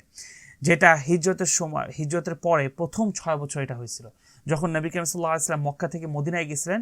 ওই 6 বছরে তিনি এই জিনিসটা করছিলেন, যে অনলি শুধু সে কুরাইশের সাথে, মানে মক্কার সাথে তিনি যুদ্ধ গ্রহণ করছিলেন। মুসলমানরা কিন্তু শুধু খালি কুরাইশের সাথে যুদ্ধ করছিল, আর কারো সাথে যুদ্ধ করেন নাই, যতক্ষণ না পর্যন্ত অন্যরা যদি কুরাইশদের সাথে যদি মিলিত হয় তখন তারা যুদ্ধ করছে, তাহলে তারা যুদ্ধ করেন নাই। তো এটা হচ্ছিল 3 নম্বর পদ্ধতি। 4 নম্বর পদ্ধতিটা হচ্ছিল খুবই মানে এইটা হচ্ছে আমাদের সমসাময়িক যেটা পদ্ধতি, যেটা হচ্ছে কি সম্মান, ইজ্জা, এখানে ইসলামিক স্কলার্সরা উল্লেখ করছেন ইজ্জা, ইজ্জা মানে হচ্ছে আপনার সম্মান, যে সম্মানের সাথে সকলের জন্য দাওয়া উন্মুক্ত করা, সম্মানের সাথে। মানে আমি যখন কাউকে দাওয়া দিব সেটা হচ্ছে সম্মানের সাথে হতে হবে, হোক সে নন মুসলিম, হোক সে মুসলিম, হোক সে আমাদের নিজেদের মানুষ, হোক সে আপনার ফ্রেন্ড, হোক যেই মানুষই হোক না কেন, সম্মানের সাথে দিতে হবে ইজ্জা। এটা হচ্ছে 4 নম্বর পদ্ধতি। এটা কীরকম, যে আপনার যদি রাজনৈতিক ক্ষমতা থাকে, মনে করেন আমার ক্ষমতা আছে আমার ফ্যামিলির মধ্যে, অথবা আমি একটা জায়গায় আছি যেখানে মানুষ আমার কথা শোনে, যদি এরকম ক্ষমতা যদি থাকে, তো কি করবেন, আপনি আপনার নিজের ডিফেন্সের জন্য আপনি আক্রমণ করতে পারবেন যদি প্রয়োজন হয়। ডিফেন্সের জন্য বলতে পারি কি, যে আপনার ক্ষমতা আছে কিন্তু আপনি সুন্দরভাবে সম্মানের সাথে দাওয়াত দিচ্ছেন, তারপরও সে আপনাকে হামলা করতেছে, তখন আপনি তাকে হামলা করতে পারবেন, তাহলে আপনি হামলা করতে পারবেন না। যেমন হুদায়বিয়ার সন্ধির সময়, হুদায়বিয়ার যে সন্ধি ছিল, এই হুদায়বিয়ার সন্ধির সময়, সন্ধির পরে মক্কার বিজয় পর্যন্ত মদিনায় থাকা অবস্থায় এটা কিন্তু হয়েছিল যে হুদায়বিয়ার সন্ধির অন্যতম যে শর্ত ছিল সেটা হচ্ছে কোনো রকম লড়াই করা যাবে না, কোনো রকম যুদ্ধ করা যাবে না, এটা হচ্ছে প্রথম শর্ত ছিল এটা। সুতরাং ক্ষমতা, সেনাবাহিনী এবং সংস্থা থাকা সত্ত্বেও কোনো লড়াই কিন্তু হয়নি, কারণ নবী করিম সাল্লাল্লাহু আলাইহি ওয়াসাল্লামের তখন কিন্তু তার ক্ষমতা ছিল, তার কিন্তু সেনাবাহিনী ছিল, সব কিছু ছিল, বাট তারপরও তিনি কিন্তু লড়াই করেন না। এটা হুদায়বিয়ার সন্ধি ছিল, এবং এটি ছিল ইসলামের অন্যতম বৃহত্তম একটা বিজয়। যেমন আল্লাহ সুবহানাহু ওয়া তাআলা তিনি কোরআনে বলছেন যে ইন্না ফাতাহনা লাকা ফাতহাম মুবিনা, নিশ্চয়ই আমি আপনাকে সবচেয়ে বড় বিজয় দিয়েছি, এটা নবী আল্লাহ সুবহানাহু ওয়া তাআলা তিনি কোরআনে বলছেন। তো ওমর রাদিয়াল্লাহু আনহু তিনি অবশ্যই প্রথমে এই আয়াত যখন নাজিল হয়েছে বুঝতে পারেন, পরে তিনি বুঝতে পারে ও আচ্ছা আচ্ছা এই আয়াত হচ্ছে হুদায়বিয়ার সন্ধির জন্য, যে কোনো রকম লড়াই ছাড়াই আসলে বিজয় হওয়া আর কি। তো এই 4 নম্বর পদ্ধতিটা আমাদের সবসময় পালন করতে হবে, যে কোনো লড়াই করা যাবে না, সম্মানের সাথে, যতই আমার ক্ষমতা থাকুক, যতই আমার পাওয়ার থাকুক না কেন, তারপর সম্মানের সাথে আমাকে ইসলাম প্রচার করতে হবে। 5 নম্বর যেটা ছিল, যে ইসলামের আরেকটা পর্যায়ে, যেটা নবী করিম সাল্লাল্লাহু আলাইহি ওয়াসাল্লামের সময়, যে ইসলামের কেউ যদি বিরোধিতা করে, তার সাথে শারীরিকভাবে দ্বন্দ্বের, মানে তার সাথে শারীরিকভাবে যুদ্ধ করা, এবং দাওয়াও তাদেরকে দেওয়া। যেমন নবী করিম সাল্লাল্লাহু আলাইহি ওয়াসাল্লাম ঠিক এই সময় তিনি ইন্তেকাল করেন আর কি, যখন এই পর্যায়টা যখন চলছিল। তো এর আগে তিনি নবী করিম সাল্লাল্লাহু আলাইহি ওয়াসাল্লাম সেনাবাহিনী পাঠাইছিল সব জায়গায়, যখন মক্কা বিজয় হয়ে যায়। তারপর যখন নবী করিম সাল্লাল্লাহু আলাইহি ওয়াসাল্লামের শেষের দিকে তিনি সেনাবাহিনী পাঠিয়ে দিয়েছিলেন বিভিন্ন জায়গায়, যেমন রোমানে তিনি সেনাবাহিনী পাঠিয়ে দিয়েছিলেন। আর সাহাবায়ে কিরাম রাদিয়াল্লাহু আনহারা এই পঞ্চম ধাপ, মানে এই পঞ্চম পর্যায়টা অব্যাহত করে রাখছিলেন তখন, যখন নবী করিম সাল্লাল্লাহু আলাইহি ওয়াসাল্লাম বিভিন্ন জায়গায় সেনাবাহিনী পাঠিয়ে দেন। এই পঞ্চম ধাপটা তিনি যখন অব্যাহত করছিলেন, এর কারণেই কিন্তু এই সাহাবায়ে কেরামরা রাদিয়াল্লাহু আনহুমরা, তারা পারস্য বলেন, তারপর রোম, তারপর বেশিরভাগ অংশকে তারা জয় করে ফেলছিলেন। যেমন দামেস্ক, ফিলিস্তিন, মিশর, উত্তর আফ্রিকা তারা দখল করে ফেলছিলেন। এবং যখন উমাইয়ার খলিফা যখন আসে, তখন উজবেকিস্তান, তাজিকিস্তান, আফগানিস্তান, পাকিস্তান, ভারত এবং ভারতের অনেক অংশ, তারপর আপনার চীন, এগুলো দখল করে ফেলছিলেন উমাইয়ার খলিফার সময়। অবশেষে আব্বাসিয়ারা যখন আবার আসেন, তখন তারা যখন মাঝামাঝি অবস্থায় আসেন, ওই সময় তারা আবার সেই চতুর্থ পর্যায়ে ফিরে যায়, কারণ তখন তো তারা যুদ্ধ করা লাগবে না, কারণ মোটামুটি সব জায়গায় দখল হয়ে গেছে। তো তখন তারা চিন্তা করলেন যে না, আমাদের এই 5 নম্বর পদ্ধতিতে থাকা উচিত না, এখন আমাদের আবার 4 নম্বর পদ্ধতিতে যাওয়া উচিত। কারণ 4 নম্বর পদ্ধতি হচ্ছে কি, যে সম্মানের সাথে মানুষদেরকে সদাচরণের সাথে ইসলামে প্রচার করা, কোনো রকম তাদের সাথে কোনো রকম লড়াই না করা, যতই আমাদের ক্ষমতা থাকুক না কেন, তারা যদি আক্রমণ করে তাহলে আমরা লড়াই করব। তো যাই হোক, এইটা ছিল হচ্ছে যে আপনাদের 5 নম্বর পর্যায়ে। তো অবশেষে এই পর্যায়ে যখন আমরা হলো, তো এই চতুর্থ পর্যায়ে সবাই যখন চলে যায়, এবং এইটাই ছিল আসলে শান্তির একটা সময় আর কি। তো ঐতিহাসিকভাবে আমরা যদি বলতে পারি যে আমাদের পূর্বপুরুষরা যে শাসন ছিলেন, এই সমস্ত পর্যায়ে, এই প্রত্যেকটা পর্যায়ের ধাপ কি তারা ব্যবহার করছেন, এই 5টা পর্যায়ে তারা ব্যবহার করছেন। তো সুতরাং আমাদের সবসময় এই দাওয়া ছাড়া, মানে এই 5টা ধাপ ছাড়া আমরা অন্য কোনো ধাপ অবলম্বন করতে পারি না। যেমন দেখা যায় যে অনেকজন আছে যুদ্ধের মাধ্যমে ইসলাম প্রচার করা, হ্যাঁ, অথবা হিংস্রতার মাধ্যমে ইসলাম প্রচার করা, হিংসার মাধ্যমে কষ্ট দিয়ে এবং যেমন মনে করেন যে প্রেশার দিয়ে ইসলাম ধর্ম গ্রহণ করানো, এইগুলো হচ্ছে কোনো সময় ইসলামের প্রচার এরকম ছিল না, প্রত্যেকটা পর্যায়ে ভিন্ন ছিল। তাই আমরা সবসময় এগুলোতে আমাদের নবী করিম সাল্লাল্লাহু আলাইহি ওয়াসাল্লাম তিনি সবসময় এই 5টা পর্যায়ে ব্যবহার করছিলেন, কিন্তু 4 নাম্বার পর্যায়টা, এই 4 নাম্বার পর্যায়টা আমাদের নবী করিম সাল্লাল্লাহু আলাইহি ওয়াসাল্লাম এবং আমাদের খলিফা তারা সবচেয়ে বেশি ব্যবহার করছেন এই 4 নাম্বার পর্যায়টা। 5 নাম্বার পর্যায়টাও তারা ব্যবহার করেন না। যখন আমাদের নবী করিম সাল্লাল্লাহু আলাইহি ওয়াসাল্লাম ওই যুদ্ধের জন্য পাঠাই দিলেন অন্য অন্য দেশে, তারপর যখন দখল হয়ে গেল, এরপরে তিনি সবসময় 4 নাম্বার পর্যায়ে ছিলেন আর কি। তো এর দ্বারা আমরা বুঝতে পারলাম যে এই যে 5টা যে পর্যায় আছে, এই 5টা পর্যায় ছাড়া আর অন্য কোনো পর্যায় নাই, অথবা অন্য কোনো পদ্ধতি নাই ইসলাম প্রচার করার। এবং 4 নাম্বার পদ্ধতিটা হচ্ছে সবচেয়ে গুরুত্বপূর্ণ পর্যায়। তো প্রথম পর্যায় হচ্ছে, প্রথম পদ্ধতি হচ্ছে আপনার প্রাইভেটভাবে দাওয়াত দেওয়া, যখন আমাদের অবস্থা খুবই খারাপ থাকবে।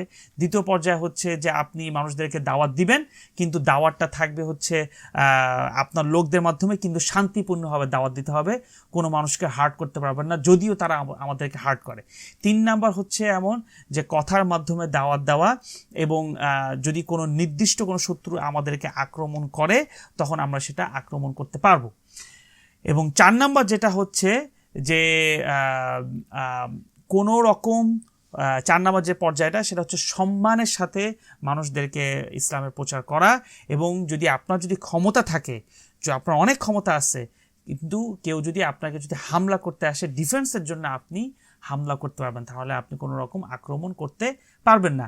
এই জন্যই কোনো রকম যুদ্ধ করা যাবে না। এই জন্য আল্লাহ সুবহানাহু ওয়া তাআলা বলছেন যে হুদায়বিয়ার সন্ধিটা ছিল ইন্না ফাতাহনা আলাকা ফাতহাম মুবিনা, সবচেয়ে বড় যুদ্ধ, সবচেয়ে বড় বিজয়।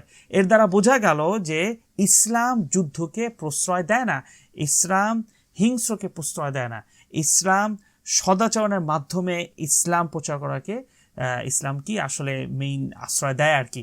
এবং 5 নাম্বারটা যেটা, সেটা হচ্ছে যে কেউ যদি কোনো রকম বিরোধিতা করে ইসলামের, তাহলে তাদের সাথে শারীরিকভাবে আপনি দ্বন্দ্বে যেতে পারবেন, বাট সেটা হচ্ছে যে একেবারেই যেটা যেটা এখনকার জন্য সম্ভব না। এই কারণে কারণ ওই অবস্থা আমাদের নাই। তো এখনকার যে অবস্থাটা, এইটা অবশ্যই আমাদের আলেমগণরা এবং শায়েখরা তারা এটা নিয়ে আলোচনা করে আসলে বোঝা উচিত যে কোন পদ্ধতিটা আমাদের নবী করিম সাল্লাল্লাহু আলাইহি ওয়াসাল্লামের 5টা পদ্ধতির মধ্যে কোন পদ্ধতিটা আমাদের ব্যবহার করা উচিত ইসলাম প্রচার করার জন্য।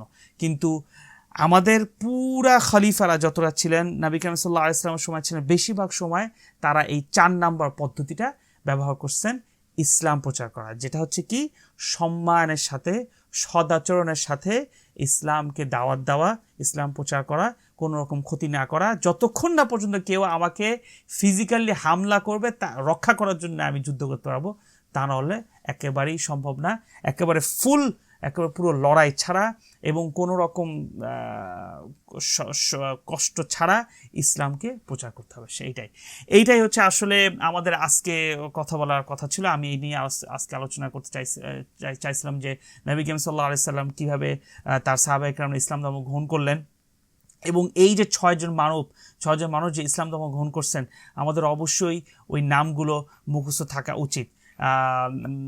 এই নামগুলো আমাদের, এই যেমন আমর ইবনে আবাসা রাদিয়াল্লাহু আন, তারপরে যে আব্দুর রহমান ইবনে আউফ রাদিয়াল্লাহু আন, তারপর আলী ইবনে আবু তালিব রাদিয়াল্লাহু আন, আব্দুল ইবনে মাসউদ রাদিয়াল্লাহু আন, তারপর উসমান ইবনে আফফান রাদিয়াল্লাহু আন, আর জুবাইর ইবনে আওয়াম রাদিয়াল্লাহু আনহু। এই যে 6 জন, ইনাদের নাম আমাদেরকে ভালো করে মুখস্থ রাখা উচিত, কারণ তারা প্রথম পর্যায়ে ইসলাম ধর্ম গ্রহণ করছেন, এবং কিভাবে ইসলাম প্রচার করতে হয় সেইটার পদ্ধতিও আমরা নবী করিম সাল্লাল্লাহু আলাইহি ওয়াসাল্লামের জীবনী থেকে, সিরা থেকে জানতে পারলাম।